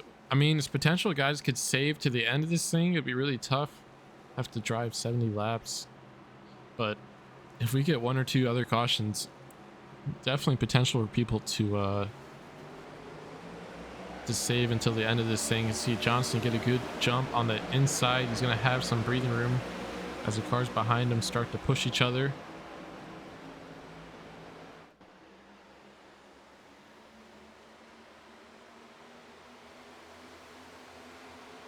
Yeah, they're 3 wide already trying to make it through that. Yep, 2 wide coming through turn 3 and 4. It's Bellinger to the outside of Johnson here. He's going to have momentum down the front stretch.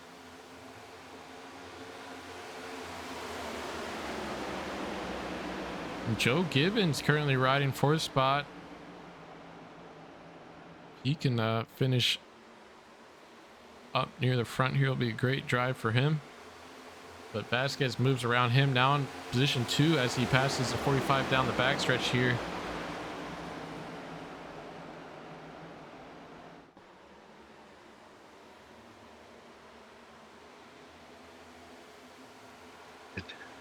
We are 3 wide down the front stretch. Garth Griswold able to get the pass down on these cars, but Ray Gill, Aiden, and the 44 car actually into the wall, so we're just 2 wide now, but these cars are going to go the outside and inside of Garth Griswold. 3 wide down the backstretch. Able to get the pass done. Garth just going to slide back a tiny bit here. Yeah, there he goes, just sliding nice and easy. Carlisle almost into the wall.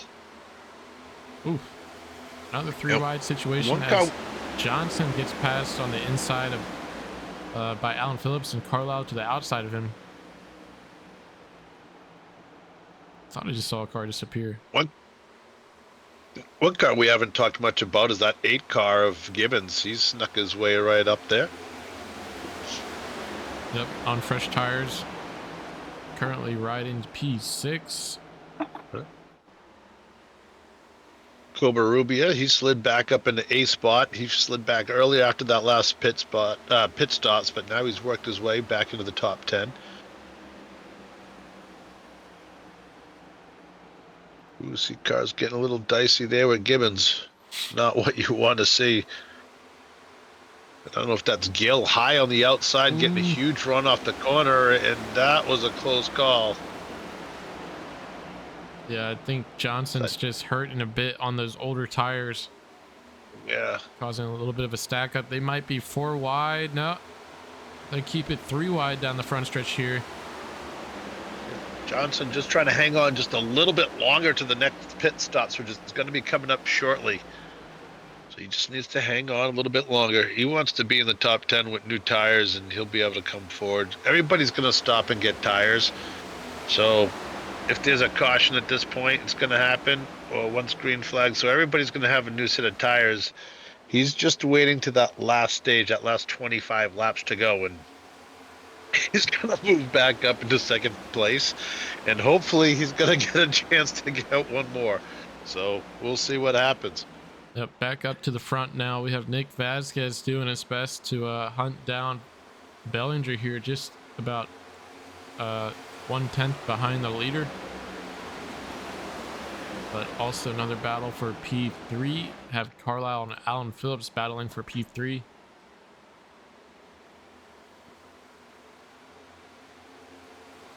Vasquez to the apron here. Sorry, go ahead. I'm wondering what one of Johnson's worst tracks are. I guarantee that's the one he's going to come back and win on this year. You what? It's going to be some oddball track. He's so fast every week, just, man, being the bridesmaid. Ugh.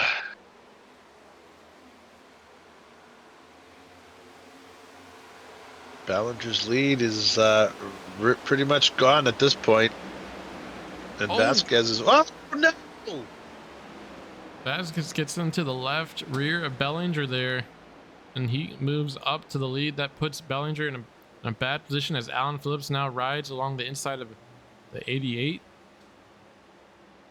So Bellinger loses 2 spots after losing the lead to Vasquez. Phillips up to P2.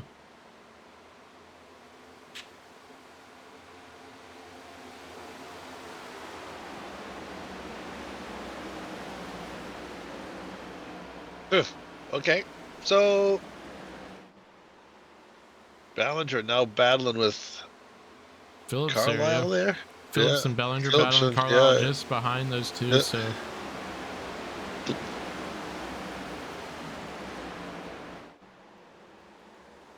Starting to head up. I tell you what, one guy who is smiling and laughing watching this rate, drive that 26 car, Mr. Sheets, who's sitting on his couch, probably having about his third cold one by this time. yeah. He's just laughing, seeing the payoffs. Yeah, we have some in the first phase of the playoffs too. We have some tracks that he's going to be really good at too. So he's got his eye on the cup. Whoa, man! Phillips got way loose right there, and almost collected a couple of other cars, but was able to hold on to it. And he almost bit Carlisle right there. And man, that would have been big, but was somehow able to keep that car straight enough. So kudos to him for excellent driving there. Yeah, we saw that We have a a couple caution. times. Caution, Ray Gill spun.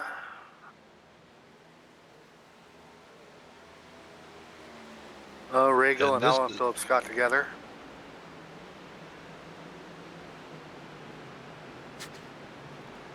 So now you're going to see pit stops.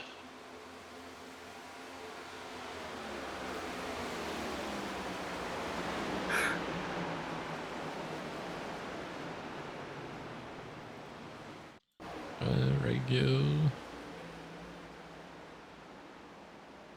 Ray Gill's had a tough night. He got taken out very similar to that on the opening lap, and after a great qualifying run, and then just has gotten beat up a couple of times.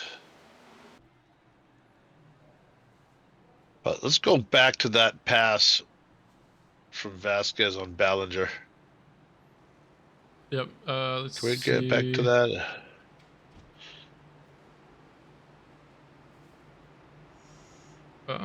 Where is it?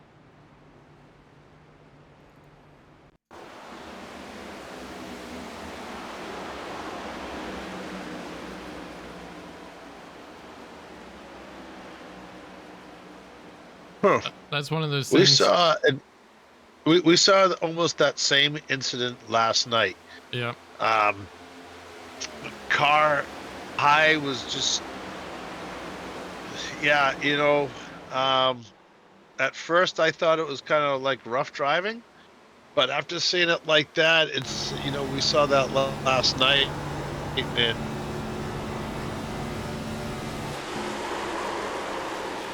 Yeah, it seems like Nick was kind of just gonna enter middle there, and Bellinger was expecting him to go down lower. So.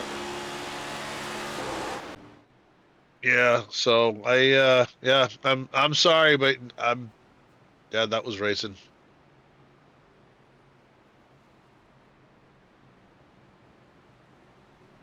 Oh, did I miss something else? Why did you switch out the vote? What happened to Alan? Oh, like right before the caution? So he was side by side with Gill here. Ooh. Yeah, good catch. Yeah. So, I mean, yeah, that's what brought out the caution. I think, yeah, I might have accidentally switched the camera up to Carlisle there for a second. But yeah, that was the caution. There's going to be some tempers afterwards.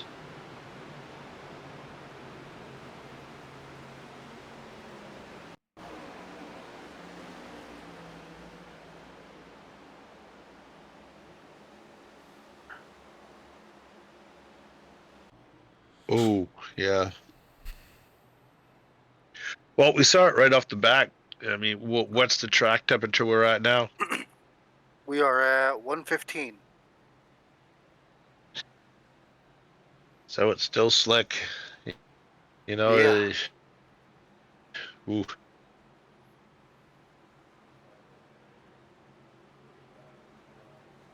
Pace car comes down one more time. We're going green. Bellinger and Kalhoff out front. And what a jump by the 63 car. He read Ballinger perfectly, and man, they almost touched going into the corner there. And so far, it's going to be Kalhoff on the inside. It's going to have the momentum and everything go out front. And here comes Joe Gibbons in the 8 car, and he's going to challenge for second spot. These guys running side by side further on the pack, a little bit closer. I don't like seeing that, especially on a restart. Golden tires. Starting to fan out just a little bit where they were 4 wide, but here's a great battle right now between the 88 and the 8 car of Gibbons.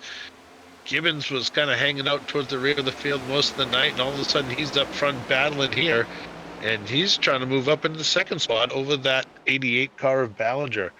But while they're fighting, Kalhoff is able to squeak away just a little bit, almost a half-second lead over the 2. Further on the back there, still 2 wide going through the corner there. These cars here are getting way close together. They sorted out, and right now it's going to be Mott on the inside of Gibbons. Where did Corey Mott come from? I have no idea, but look at the run that the 68 got. But he bounced off the wall right there. You saw the car wiggle. So he's able to hang on to it so far. Yep, and Mott, I'll tell you what, this is his first trip in the car tonight, but whoa, behind him. Mott actually pitted that last caution there, so he's in a good position being P3 on fresh tires. The 2 cars ahead of him are on older tires than him. I think Mott should be able to make it to the end, so if we stay green here, Mott is in a great position in that 3rd position. 50 laps to go. Covarrubias, now if he moves up in the 3rd spot, we're going to be in trouble because he doesn't have a Discord going, so we're not going to be able to interview. We just had cars smacking each other further on the pack right there, and I just saw a car go sideways. Yeah, let me see. I think that was Bogdan maybe into the wall. Yeah, he gets loose and snaps up into the wall. Drives down the track into the grass there. Oh, okay. And the caution comes out. All right. I thought I saw a car sideways, and then it seemed to disappear on my screen. I didn't know I was seeing things. 13th caution of the night. I think that's 11th real caution, but we will re-rack. Maybe some guys who didn't pit last time will come down and get that fuel and tires, and they should be good until the end of this thing. Obviously, have to expect at this point, after 12 or 11 cautions, that there'll probably be another. So a lot of strategy in the call here. Yeah. So, or luck, rather. well, you do a guy like Carlisle that can. He's been running fast. It doesn't matter how old his tires are. So, right. You know, if I'm behind Carlisle, I'm going to do what he does. Looks like Joe Wright is a taker. He's going to come in, get some fresh tire. Gill and Stoltz also are coming in. Lisby coming down pit lane, and Bogdan, who we saw get into the wall there, is also going to be coming down.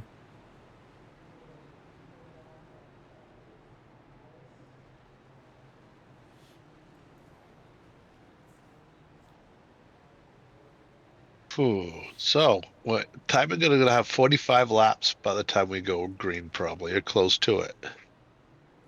Oh, 46. So yeah, close to it.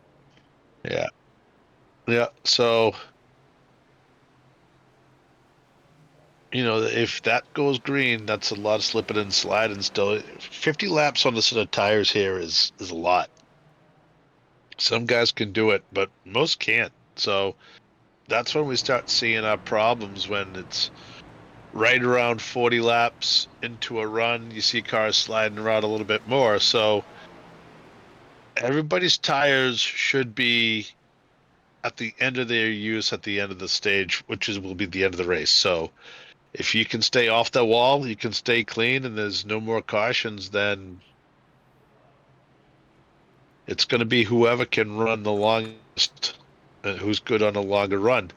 And you have to point the finger at Carlisle. We've seen him very good on long runs. So he's in eighth spot right now. So we'll see what happens. But Kalhoff is another one that's been excellent on long runs. And actually, you know, I gotta eat my words because pretty much everybody's been great tonight on long runs. Yeah, we might. Cal, I really think this is going to be kind of like a 5-10 lap shootout, caution, 5-10 lap shootout, but until the end of this thing. So it might just come down to these short run bursts of speed. But yeah, it'll be exciting to see how this thing wraps up. I just want everybody to note down how crazy I'm talking tonight, so you can write it in the chat room or something like that, because I'm going to show it to my wife to prove that I'm getting hangry at night, and I need a Snickers bar and get me off this damn diet. Ugh, I'm sick of broccoli. I need a Snickers bar or something good. You should look up Barbell's protein bars. They're very good, and 20 grams of protein, and I think only have like 200 calories. All right, and less than a gram of sugar, so really good. All right, anyways, pace car is off, and waiting on the restart. 63 gets a great lead, gets great separation from the field there. Bellinger takes P2. He has that inside lane all to himself currently, but we are stacked up just behind them, 2 by 2. Mott might be 3 wide coming on the exit. Alan Phillips slots in behind the 7-7 actually, but we're 3 wide just behind them. Joe Gibbons. Oh, we have a car around in the back. Big crash. Big wreck in the back there. 44 Lisby around, and 48 of Tyler Krozak also around there.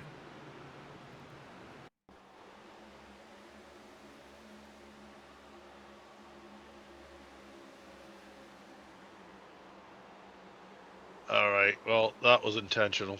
I don't care what you say about that. You know, I can cover you so far, but that was just stupidity right there. So. Yep. Yeah.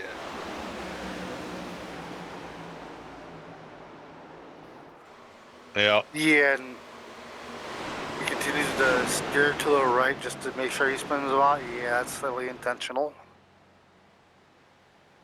They went at it early in the race. Doesn't even try to get off of him. Yeah. You know, and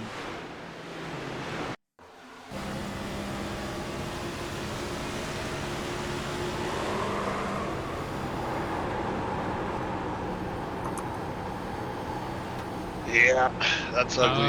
Hide car numbers. I do have that on. I always have that on.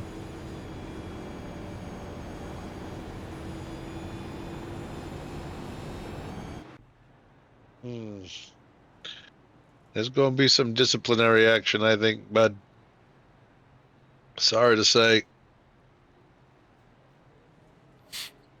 I'll refresh the page Everything's recorded. real quick, but normally I do that every time before we start.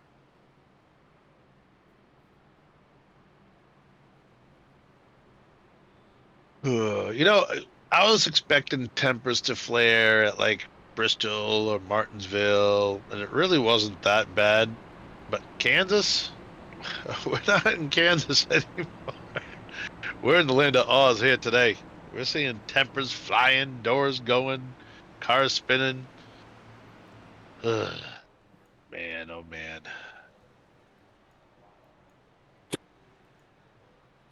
Oof. Alan's paint?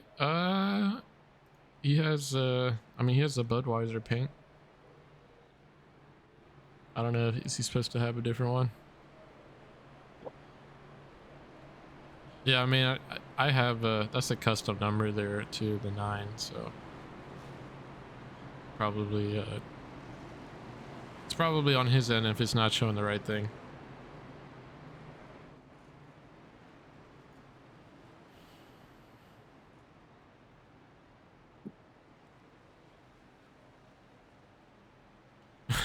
Yeah.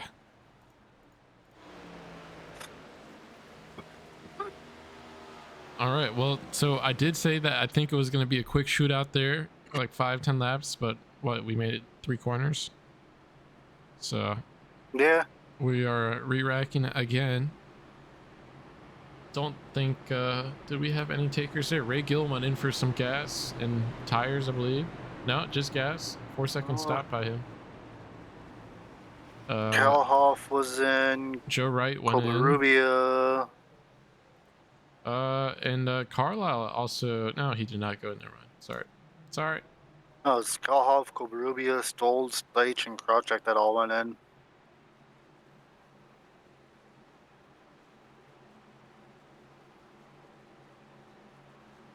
All right, so pace car is off again. We'll have another restart.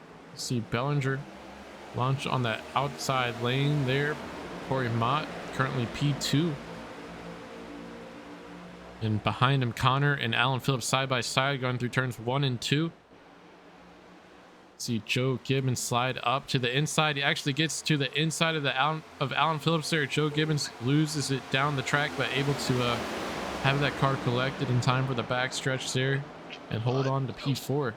But we are side by side for the race lead. Corey Mott, where did he come from? Touches the white line, gets the car a little bit loose, and he's going to be completely side by side with the 88. The 77 and 88, that's kind of interesting. Coming down the front stretch, going into turns 1 and 2.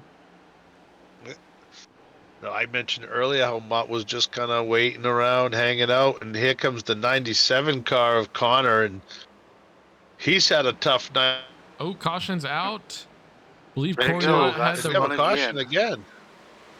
Believe Corey Mott had the lead there, so he'll be starting position 1 with Bellinger in P2. But let's take a look at what the caution was.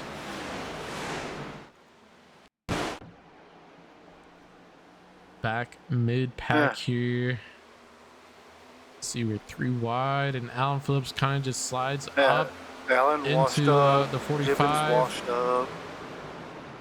66 around on those fresh tires. So, do we have any other?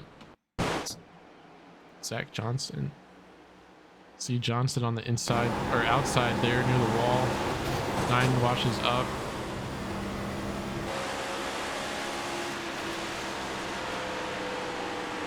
Looks like everybody was able to avoid Gill there, so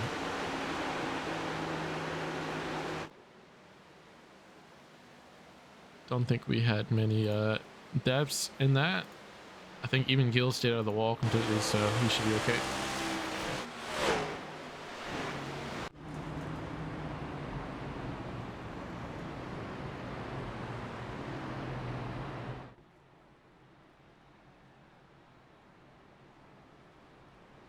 Oh, all right. So here we go again. 15th caution. We haven't had a caution-filled race like this in a while, so you gotta expect one. Especially last night, they did so well. You jinxed us, Thomas, before the race even started. You said there was only 1 caution last night. That was an incident, and you know what? You wanted more cautions. Here you go.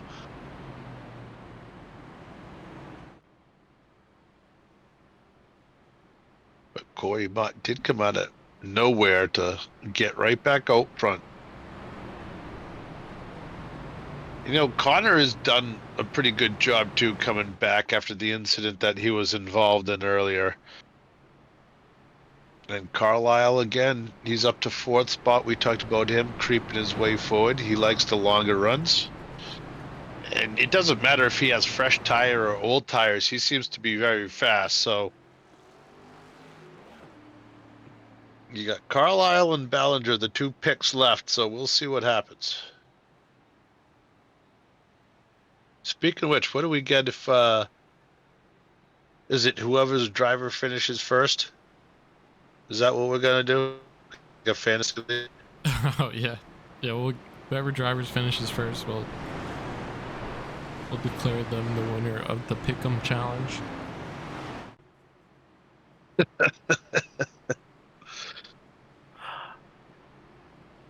So what do we have for races coming up?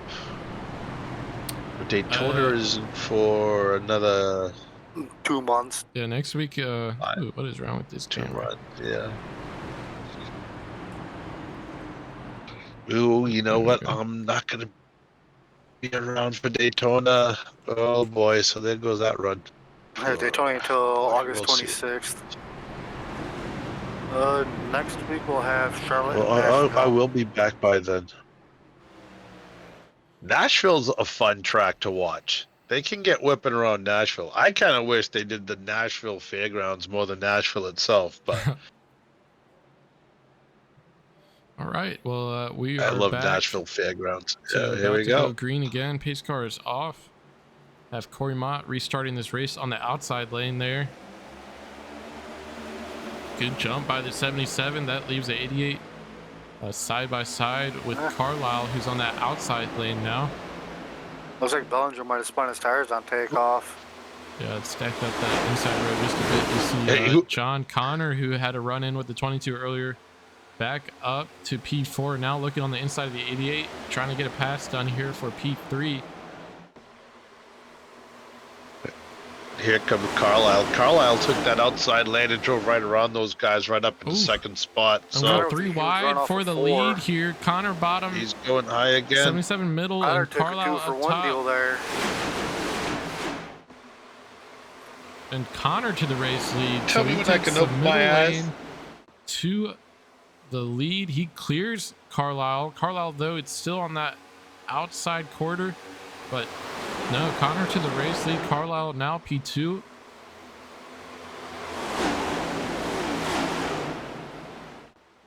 Oh man, some of these guys are getting really squirrely for the back of the pack. I don't think we're done. Don't put that yellow flag away just yet.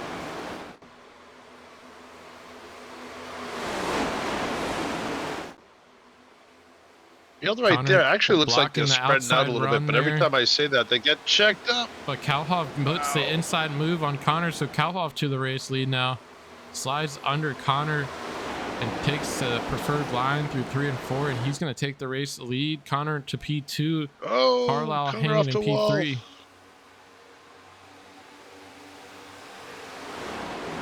Ballinger almost spun coming off the corner at Now Johnson the beginning puts, of this lap, and he had a close call, and he saw Connor bounce off the wall. Johnson looks to the outside of Johnson Carlisle with here. He's going to momentum. take P3 from Carlisle. Now that high line chews up your tires, is that correct? Yeah, that will heat up the tires quite a bit faster than running the bottom.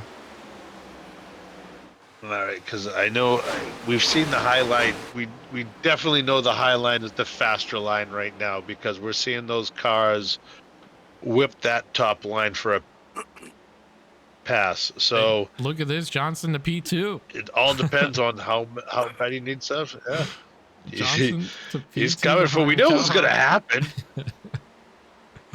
That's He's so trying funny. to chase down Kalhoff. And you know what? I mean, is this going to be the week for Johnson? I mean, seriously, how many times does the guy have to finish second? You'd think somebody like with his height would just like reach forward out the cockpit of the car and get an inch further on, but every week, second spot, 3 wide here. It's not going to end well if they do that. And man, that was a close call. Something happened to Ballinger because he is just dropping like he's towing a motorhome. Well, he's on older tires. He last pitted lap 129. A lot of the competitors around him pitted 144, 156, 161 now. I tell you what, Michael Deitch has driven back into this thing. We saw that car damaged several times throughout this race. And he's on fresh tires, working his way back up to the top 5 here. Getting around. Bellinger would put him in P6. But just ahead, we have a battle, 3-way battle there for third position. Carlisle in front of Alan Phillips and John Connor, able to maintain third position there. But 3 Deitch laps to go. gets around the 88, so 30 laps Deitch to up go. to 6th spot. And it makes you wonder what he could have done earlier if he didn't have that damage. We saw him in a heavy collision where he came in late to the party. Yep.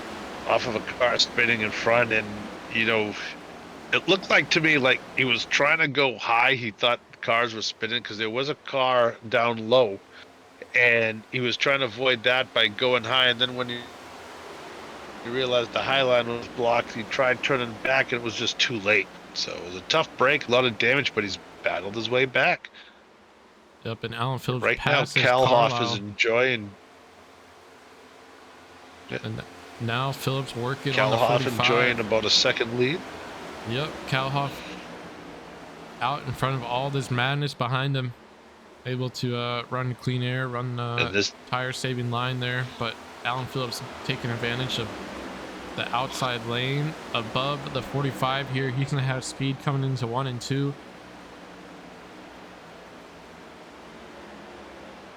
And that's what Kalhoff wants to see, these guys side by side. Yep. However, they've been actually managed to close up a little bit on Kalhoff. Just barely, but Yeah, Kalhoff's tires are about a little bit less than 10 laps older than Alan Phillips, so not much considering the cautions we've had, but Phillips is on the newest tires here in the top 5. well, Kalhoff, we saw him drive. My God, what he was like past stage 1 on his, or stage 1 on his, the whole stage on one set of tires, or I think it was like the first two. It was unbelievable tire management. So I don't think it matters whether he has old or new tires. If he gets a big enough lead, he's going to be able to drive away. However, Phillips has been extremely fast the last couple of laps. He's starting to pull away from Johnson, and he's starting to close in on Kalhoff. So Phillips, you know, hopefully is aware of the tire management. But right now, Kalhoff is the man that everybody's trying to catch. And look at Deitch now too, up to P4, got around Carlisle, and he's now hunting for top 3. If Deitch can finish top 3 podium tonight, I mean, yes, he didn't win the race, but he honestly can contend for driver of the race considering the trouble he went through early in this race, and got that car fixed, got into another wreck, and now he's up trying to get top 3. Oh, But up to the front, Phillips and he closing just lost it tight in to the swamp. 63. He is less than a tenth behind Kalhoff now.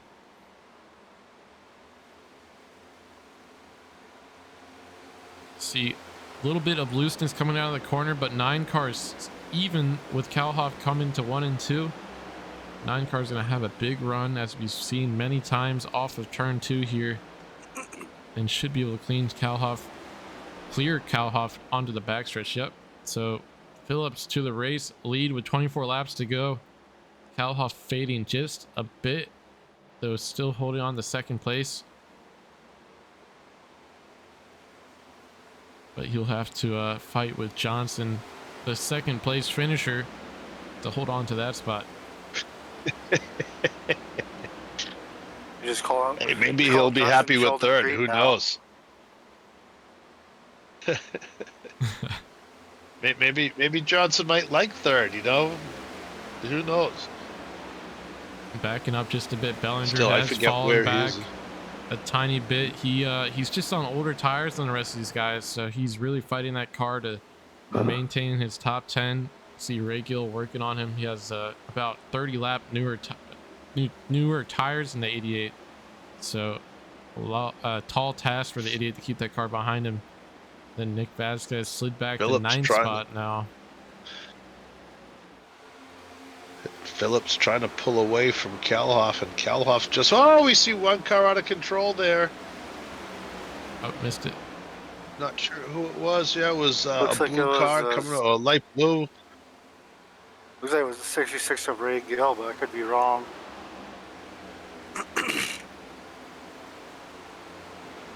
Yeah, he just had a moment. He went way sideways, whoever it was coming off that corner. 21 laps to go. And there it is, the number 9 car of Phillips. Trying to find a way to get away. Here's another stack up right here. Corey Mott and the Donut Man himself trying to get by the 66 car, and he is just struggling so hard. Yep, tight up into the wall, allows those two cars to slide ahead. But back up for P6, we see John Connor underneath Michael Deitch, who was actually up to P4 for a moment, but running up near that wall might have just heated up his stuff just a bit too much. Oh, that was close. I saw that too. Yeah, it was. Man, my heart can't take that. Kids are trying to kill me. Oof. And back up here, we have Carlisle working hard on Kalhoff. Deep into the inside of the track there, down the front stretch. He's going to be on the inside through 1 and 2. Kalhoff is going to be running that outside lane. He's going to have some momentum onto the backstretch here. Carlisle doing well to keep the car about even with him coming to 3 and 4. If he can get the power down, he should have the ability to clear the 63 here. Yep, slides just up in front of the 63 there. Taking the shortest path down the front stretch, and he should be able to hold on to this 3rd position.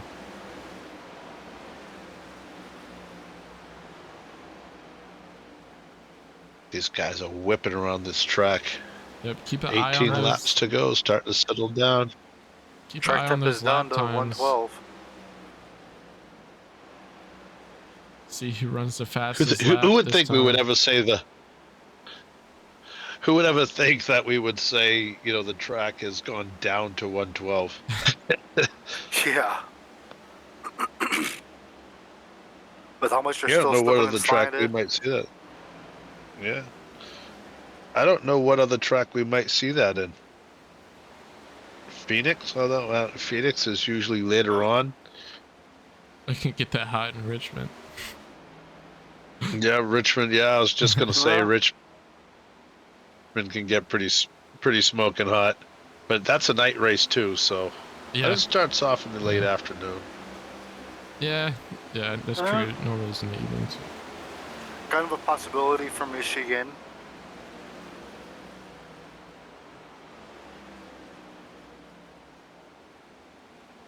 I actually might go out to Michigan later on this year to watch Jaden Cratucci run a race out there in late model stock. Check out Jaden on Instagram and YouTube. He does have a YouTube channel. Jaden Cratucci. Please don't ask me how to spell it. You're on your own. Looking at the lap times, that time by, see Carlisle ran a .37, the fastest car in the field currently, about a tenth, a little bit less than a tenth faster than Alan Phillips there, but Carlisle's car coming alive here with 15 laps to go. He needs to get around Johnson, but definitely doable with the pace he's running. Again, runs the fastest lap of the field.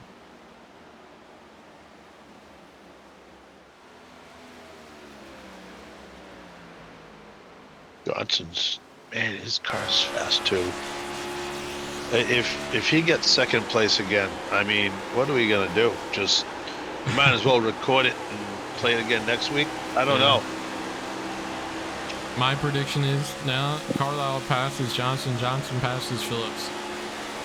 No shade to Phillips, it's just the way these lap times look. I think that's 13 laps to go though, so not a ton of time.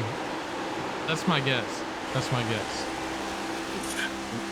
Unless Phillips is playing possum. Yeah. How much does he have left in his race car? Has he pushed it all the way? We really haven't seen him because he's been towards the back of the pack most of the night because of an incident earlier. So to see him back out front to actually, I didn't think we were going to mention him leading this race tonight after what you watched earlier. So Johnson, he's Trying to close in. He's pretty much right there. He's only 0.3 seconds away, so any little slip up and he's going to be around him. And Yep. getting back to Carlisle, again, he's close enough. Any little slip up, he's going to be right there. And then you get a little bit of gap to Kalhoff. We do have some lap traffic ahead. I believe that's Lisby. So they might move Alan Phillips off his preferred line here. We'll have to see if that does any disruption here, but currently 3/10 in front of Johnson. Are you crying, Ryan? Are you okay? No, I'm laughing at what they're trying to get me to do in race chat. Oh. They're begging for a caution. Oh, I thought you were crying. I'm like, man, do we need to pause the race? No, I'm just laughing at everybody because they want a caution. Yeah, I bet. I did. I'm guessing from probably Bellinger on back. I knew he was laughing. Oh, and Alan Phillips working under the 8. He's going to be a little bit slow, but 45 has to check up, can't ride it out to the wall, so that slows his momentum. That brings Carlisle even closer to his bumper here. 10 laps to go, 9 laps to go at the line here, so running out of time. These second and third position cars, Phillips doing a great job of keeping that car out front. And again, Phillips is on the newest tires, so he was able to go into the pits and get fresh tires, about 18 lap fresher tires than these P2, P3 cars. So that's huge with 9 laps to go here. Carlisle looking underneath the 45, trying to get the pass done. Will not clear the 45. So these cars are now side by side behind Phillips. Phillips loves to see these two cars racing each other with just 8 laps to go now.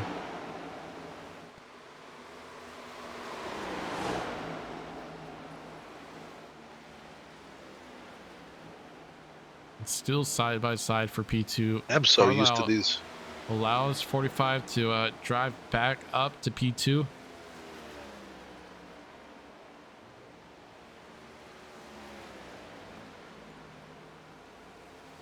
Oh man, I was gonna say he's a little bit too high right there, and he just brushed the wall, and that's gonna take just about a 1/10 off his speed. And you know what? There goes Carlisle's gonna be able to sneak underneath him.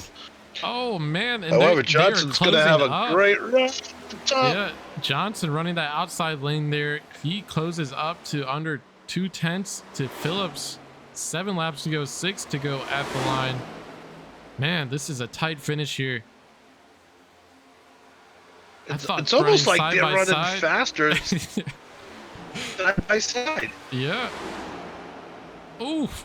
Phillips Am I right? up to the top to defend the high line. Johnson up top as well. We have lap traffic coming, so Phillips a little bit loose on exit there. Johnson's right man. on his bumper. He's going to look underneath. Oh, Johnson man. said he is not getting second place again. Phillips loose. Phillips loose middle of the corner. So Phillips is going to slide back now. Man. And there's a lap car above him, so they're Phillips forced to dancing run like the middle Beyonce here. coming out of the corner there. Johnson throwing the block. Man, He's and up. here Phillips comes into the the wall. 45 guy. Phillips up into the wall there. Oh man. Able to keep the speed. Carlisle Man, gets tempers into are the gonna be side. flying. Carlisle chases it down no, the track. Carlisle. 5 to go and 4 to go at the line. On? Zach These Johnson guys would using make a everything pre-swear. he has here to finish this race in first position. Has gotten second place. Past 4 races, he's due for a win, folks. And he's in a great spot with 4 laps to go He here, is. riding that wall. Alan Phillips Phillips looking on the isn't done inside. yet, but we've seen Phillips get loose. Oh, he got loose Johnson's going to have the momentum on the high. That's what happens, you know. He's trying down low his tires. This is what he saved his tires for this whole time. But the problem is when he just cannot stay low, and Johnson gets the momentum on that outside. Now Johnson's starting to pull away just a little bit, only about 4 car lengths or so. Goes down and trying to cut the draft or whatever they're trying to do, and he's trying to sneak down the away just track. a little bit. But once again, we see.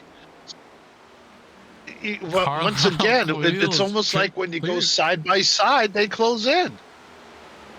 Yep, Carlisle clears the 9, so now he just This is has the craziest race. Johnson to chase down here. 3 laps to go, 2 to go at the line. Phillips starting to fade just a bit. And Johnson's going to have to protect this high line here. 45. And Carlisle trying to get a slide job done. He's going to take the bottom here. Try to slide up in front of the 45. Not able to clear him. Gets a little bit loose. The cars collected side by side for the win. 2 laps to go. Carlisle elected to run that bottom I'm trying lane. to be biased, but get that 45 up there. Oh, get up there. almost touching on the front stretch. Man, they are side by side across the start finish. White flags in the air. Flags out. Come on, kid. Keep going. Oh, Carlisle's going to try everything he can to clear the 45 here. There. Not able to clear the 45. They're going to be side by side down the backstretch here. A little bit loose there, side by side. There goes the 45 down the backstretch. This one, he pulls in front of him. Keeps now it off the wall. Goes high. He's going to have a run. He's on the outside of the 45. They come together to the line. Carlisle, Johnson wins. Johnson finally breaks the curse. Woo. The bridesmaid finally makes it to the altar. Holy smokes. Zach, that's what happens right there. When you're racing for the lead, yeah, these guys, they're not bumping in anger. They're just like, that's a congratulatory thing after the race. They ran each other. What a great race that was. That was probably the race of the year finish. Man, that was awesome. Zach Johnson and Carl. Man, I don't know if maybe Zach listened to me. He stuck his hand out the window to get his fingertips out there, but you can guarantee he's going to be doing some donuts right now. Man. What a race. Wow. Yeah, what a finish there. Man, we see Carlisle go way up the track, keeps it off the wall. Super important to keep off the wall, have all the momentum coming onto the front stretch here. And yeah, he tries to side draft Dorchek to the start finish, and Johnson just able to hold on to that thing. Yeah, that was for the win, folks. So there is absolutely nothing wrong with that little door bang right there. That is just old school racing. That was before everybody got offended. And this right here, hey, bud, nice job. You finally did it. You're not going to be in second tonight.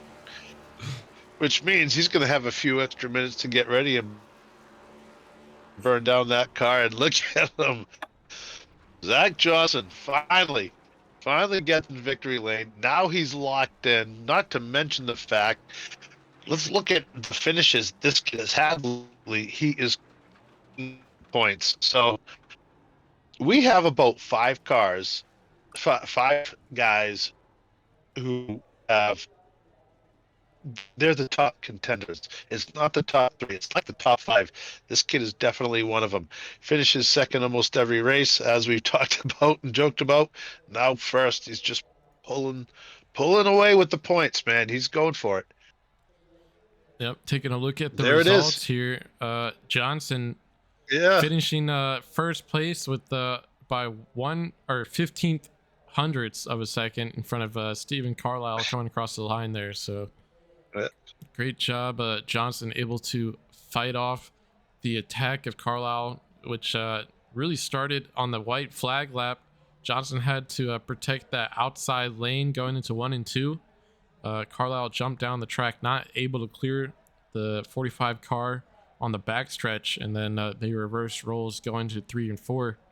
But great job by Johnson there to hold on to that win and break that second place curse. Though second place, not a bad place to finish either. Carlisle P2, Phillips P3. John Connor, great race by John. He had some issues, some run-ins throughout the race, able to bring the car home. Top 5 in P4. Hunter Bogdan finishing 5th, Henry Kalhoff 6th, Corey Mott 7th, Nick Vasquez 8th, Garth Griswold 9th, Tyler Bellinger 10th, Michael Deitch 11th, Joe Wright 12th, Ray Gill 13th, Josh Stoltz 14th, Aiden Kobar Rubia 15th, Joe Gibbons 16th, Ted Lisby 17th, and Tyler Krozak 18th.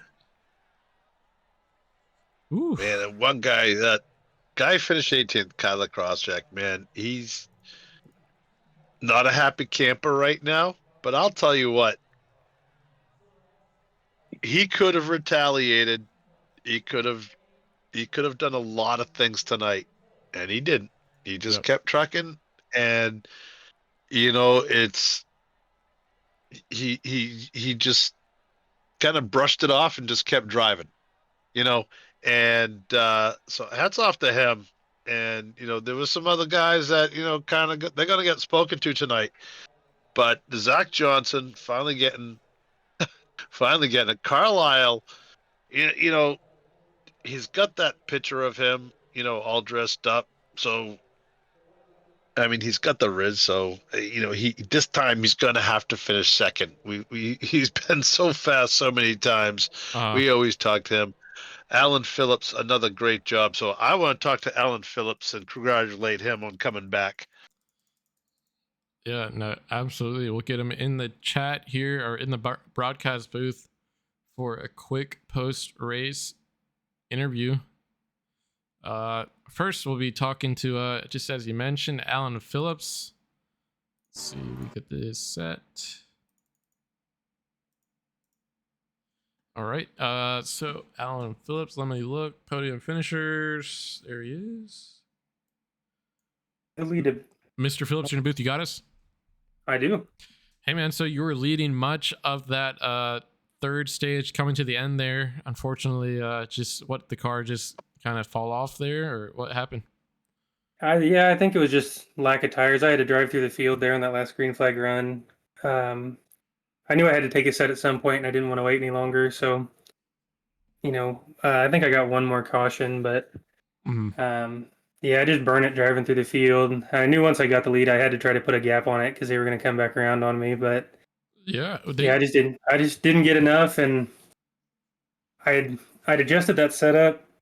The setup was great in stage 2, running the top. I was super surprised it lasted the whole stage that way, and then I just didn't think I could run the third stage on the top, so I readjusted it for the bottom, and I don't know.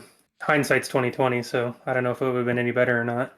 Yeah, it was really interesting to watch because you were running P1, and Carlisle and Johnson were side by side behind you. We thought that was going to slow them down, but somehow they were kind of both able to catch you at the same time. So you had to black top, and then you also had to worry about the bottom, so you wouldn't get a slide job done. Yeah. So it was definitely a tough spot to be in. But good job coming home P3. It's definitely nothing to be disappointed in. You're up 19 spots from the start of this thing. So did you just have a bad qualifying? What happened there? Yeah, I mean, I didn't even get out to do qualifying. Oh, okay. Well, there you go. So I didn't get a chance. So yeah, last to third, I'll take it. Yep. Yeah, great job moving up through the field and towards the end there, leading some laps. You also had a good stage 2, right? You were doing pretty well. Yeah, I think I led most of stage 2, running that high line. I got the stage win, but yeah, disappointing to not come home with the win, but that was a lot of fun there the last 10, 15 laps racing with those guys. Yeah, we heard a lot of the cars were set up for much lower temperatures. So were you also trying to find the correct adjustments to make, sort of fighting the track for a little bit early? Yeah, the whole first stage, it was ice. I mean, it was absolutely pedaling everywhere you could to get it to turn the corner. And I took a huge swing at the end of stage 1. And then I swung too far and got it really tight. So that's why I had to run the high line. Gotcha. And so then I met back in the middle and got it feeling really good for stage 3, but just ran out of tires. All right, man. Well, great job coming home P3. Any shout outs you want to give before you head out? Shout out the wife for letting me race. I wasn't actually going to make this one, and she gave me the green light, so I appreciate that. I know exactly what you mean, brother. So I fully understand. Well, I'll let you get going, and hopefully we'll see you next week. Yep, appreciate it. All right. Great job, man. See ya. Yep. That was Alan Phillips, driver of the 9 car. Great stage 2, and also pretty good stage 3. Just not able to hold on to the lead. Had 2 heavy hitters behind him. Johnson and Carlisle come up on him basically at the same time. So tall task for him, but able to come home P3. Go ahead, Bill. No, I'm just excited to see him finish finish up front. You know, he showed a lot of talent tonight, and really glad to see him there. Yep, absolutely. All right, so that brings us to our next driver, Stephen Carlisle, driver of the 81 car.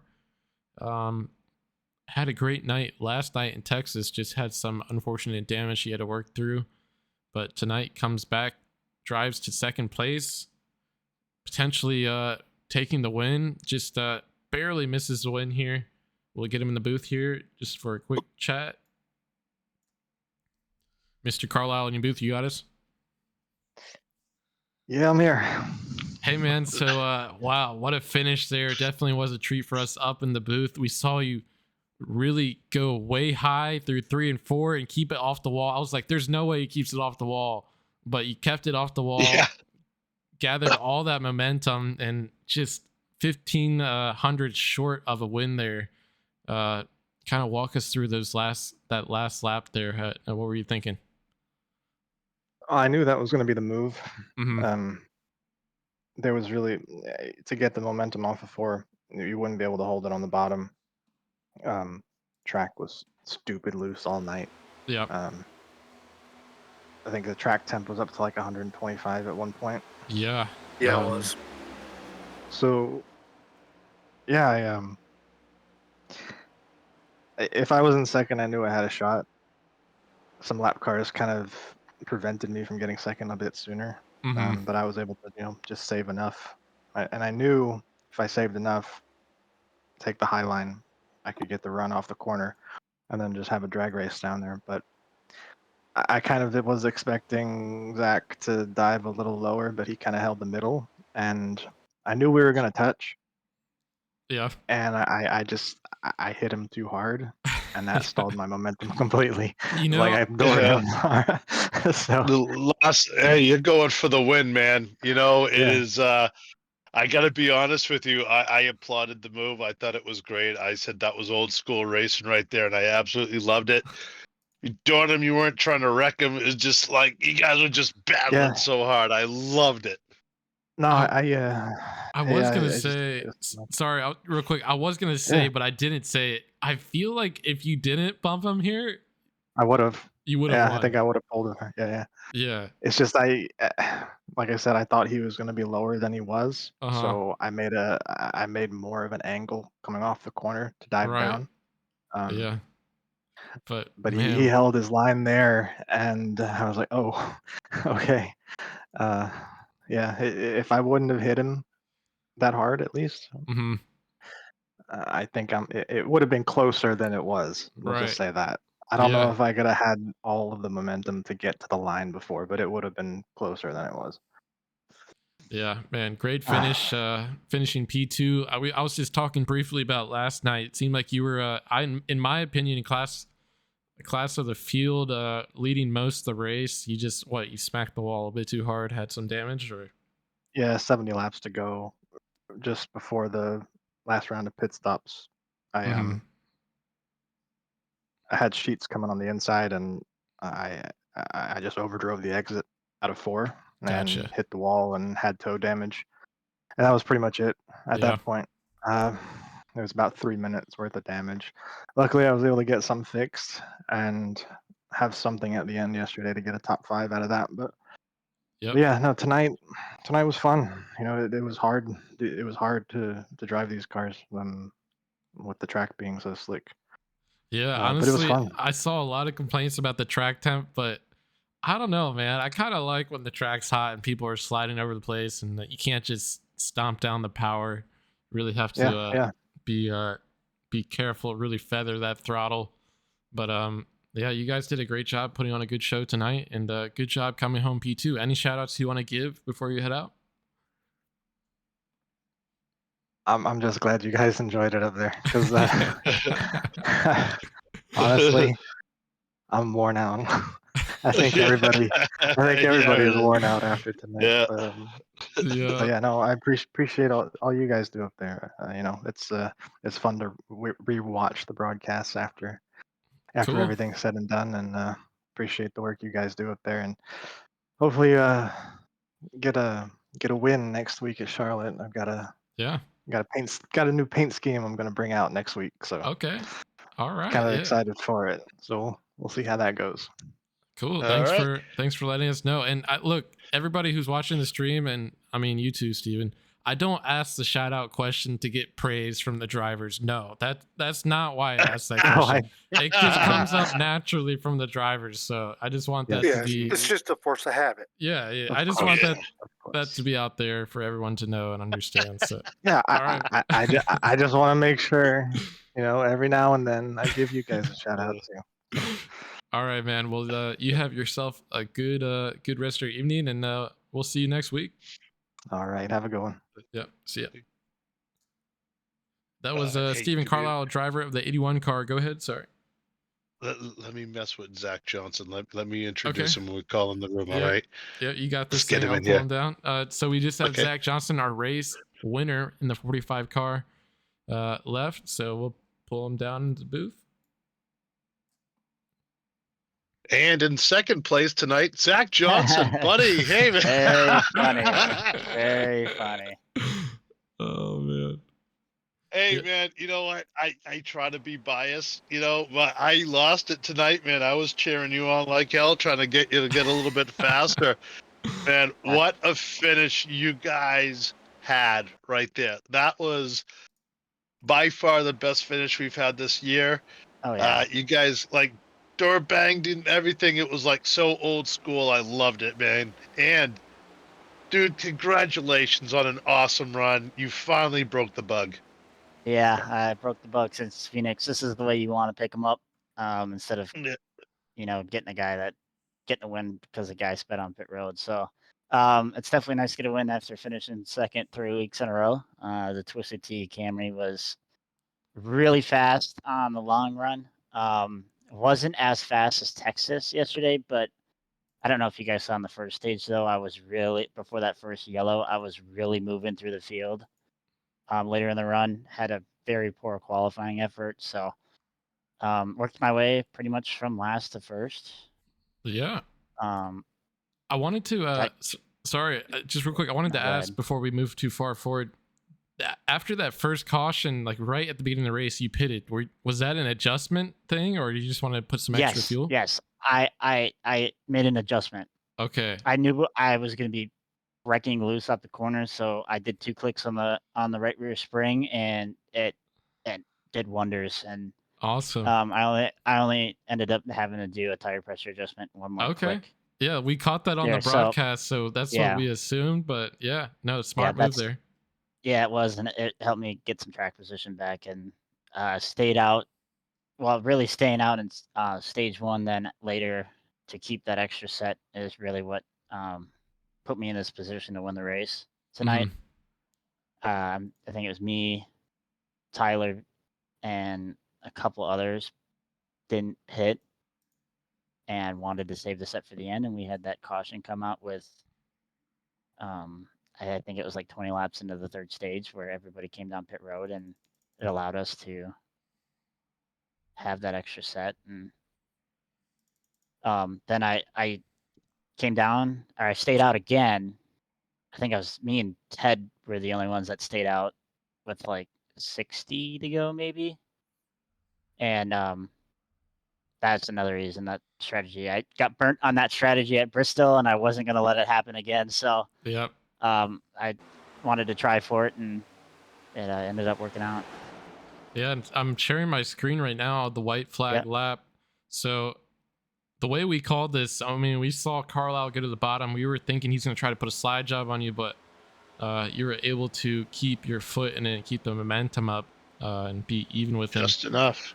Coming to 3 and 4, did you see him go way high here? Did you know he was going to have a ton of speed coming off the corner? I did. I thought he was going to go low, so I was going to go down to the aero block him. Uh-huh. Just because I figured he would have thought I was going to go high. because that's kind of like the obvious move to do, and it just kind of worked out in that way. And then here he's thinking I'm gonna go all the way down because we talked after, and I'm trying to go up there to scrub some of his speed and get some side draft, and we door, and it gets him to stall his momentum, and I can see it in my mirror. I could just see his quarter panel behind me. So yeah, we were just talking to him, and we kind of both agreed here, but he was saying if he just kept it out of you here, he's not sure if he would have won, but he thinks it would have been even closer to the finish here. If I saw him go up towards the wall more, I would have cut the apron to get the run. I was prepared to do that. I was more hesitating to do that and try to kind of stay as close to him to try to, if he gets in front of me, to suck his air back or his side draft and try to propel my way forward again. And so it was, I put him in a tough spot coming out of the corner to make a move, and I didn't tunnel vision this time like Dega, and was able to make the right move. Yeah, man, great job coming to the end of that thing. When both of you guys were behind the 9 car there, side by side, we were a little bit worried that 9 car is gonna have some relief from you two, but it seems like both you and Carlisle caught Alan Phillips at the same time, so it kind of put him in a tough spot, knowing how to defend that. Yeah, lap traffic played a part in it. He called out to lap traffic because they asked where he wanted him, and he said low, and I kind of saw him staying high, so I dove it down to the bottom, and he was able to get he got in that wake, and I think it plowed his car up, and I was able to drive on by, and then they were side by side for a little bit longer, and it kind of just a perfect storm there at the end where it was able to get me a little bit of relief from Carlisle to compensate, because I know he was saving hard there. And then I saw him start to come up, and then I took off, and then he started to save, and then I started to save, and it was kind of a cat and mouse game. I'm gonna be honest, with about 10 to go, I was concerned I wasn't gonna get by Alan. But I was able to save enough at the initial start of the run to have the tire to get around him. And I was kind of hesitant to move up to the top too early too, and cook the right rear, because getting into 1 and 2, the bump up there, as you know, it's a killer, and that's where the problems were all day, was 1 and 2, and I was trying hard to keep the right rear on it until I needed it in the last 5 laps, which worked out. Yeah, man. Well, great drive at the end there. Yeah, with 10 laps to go, we were starting to get a little, like, we thought Alan was just going to drive away with it because he was looking really steady, consistent. But... yeah, and he had the fresher tires too, so I think I did a really good job there of saving, and learned a lot from Texas with saving tires on the 1.5 miles, and applied that here, and even learned some more today. So we got another 1.5 miles on Monday.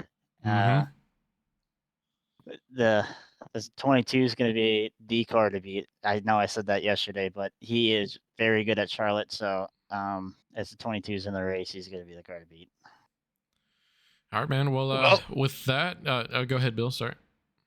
I have one more question. Are the cops at your house yet? Because I can guarantee somebody called 911 because your mom was screaming at the top of her lungs trying to get you across that finish line. No, nobody showed up yet. I was more yelling when I got across the line. I was coming out of 4, and Nick is like, "Did you win?" I was like, in my head, I'm like, "I'm side by side. Hold on, just focus."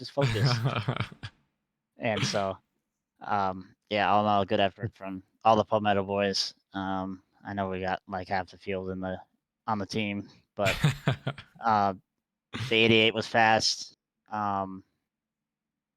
Corey was picking up pace there towards the end, and I think he still got a good result.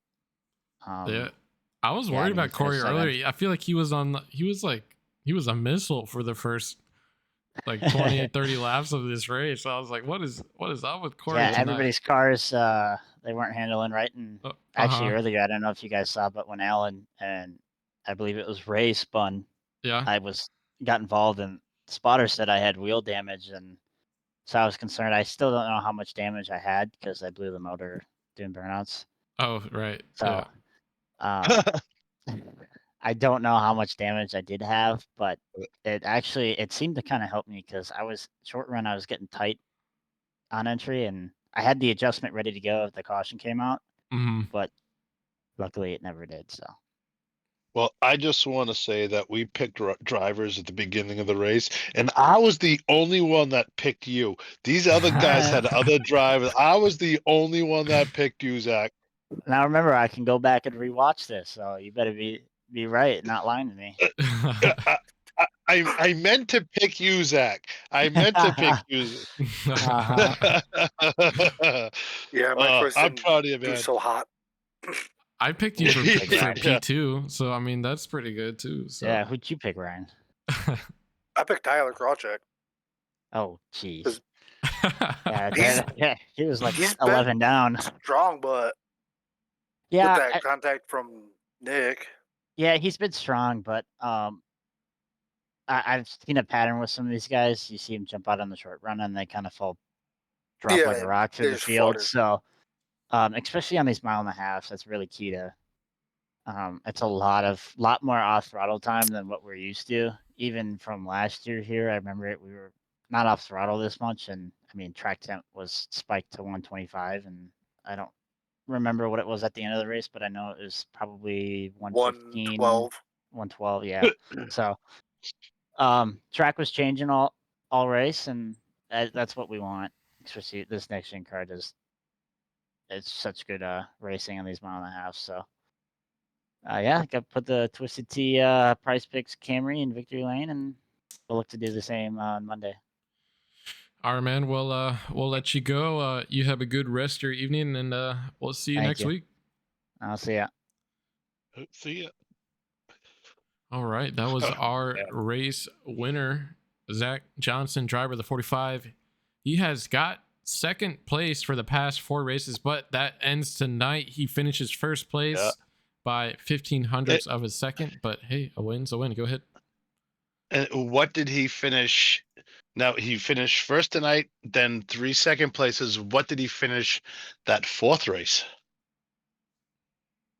Was that Phoenix where he won? I don't know. Oh, I thought he had 4 P2s before tonight. Was it 3 or 4? I don't remember. I think it might. Either way, I mean, talk about consistency. Yeah. When you finish in the top 3 every race, I mean, the point standing, I mean, I'm not sure where they stand now, but that guy is shooting straight up in the air like a space shuttle right now. Yep. Even though he blew his engine. Yep, doing a little bit of grilling on the start finish there, but if he keeps driving the way he is, his team should easily be able to afford some new motors for that car. But what are you gonna barbecue in Kansas? Flying monkeys? All right, so I don't know. I'm doing some looking at Zach's finish after he won. It was at Vegas after he won at Phoenix. He finished 13th. Oh, okay. So he has been on a tear ever since. Yep. Well, that's why the engine blew. 11th at Martinsville, then a third, second. So talk about consistency. Yeah. Yeah. Well, I can't wait to see the points come out. Yeah, we'll keep an eye for the points, but with that draws an end to our broadcast here at Kansas Speedway. Great driving from a lot of the competitors tonight. Great week for Carolina Cup Series again. Great drive at Texas last night. A little bit of a chippy race here tonight at Kansas, but ultimately a great finish and a great race by everyone. Next week, we will be at Charlotte Motor Speedway on Monday, and then Tuesday, I believe it's Nashville, right? Nashville Super Speedway. That's what it's called. Yep. Yeah.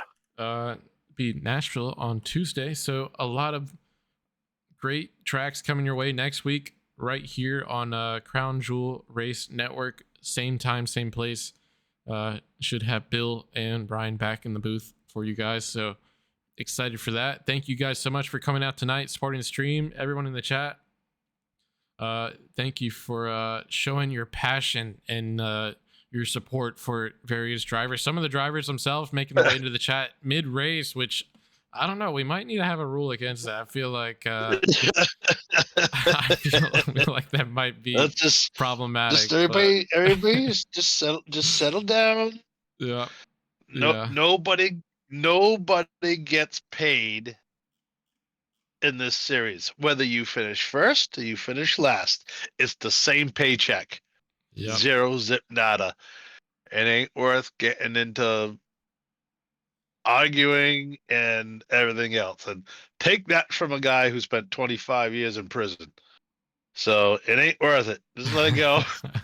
Let it go. Yep. Well,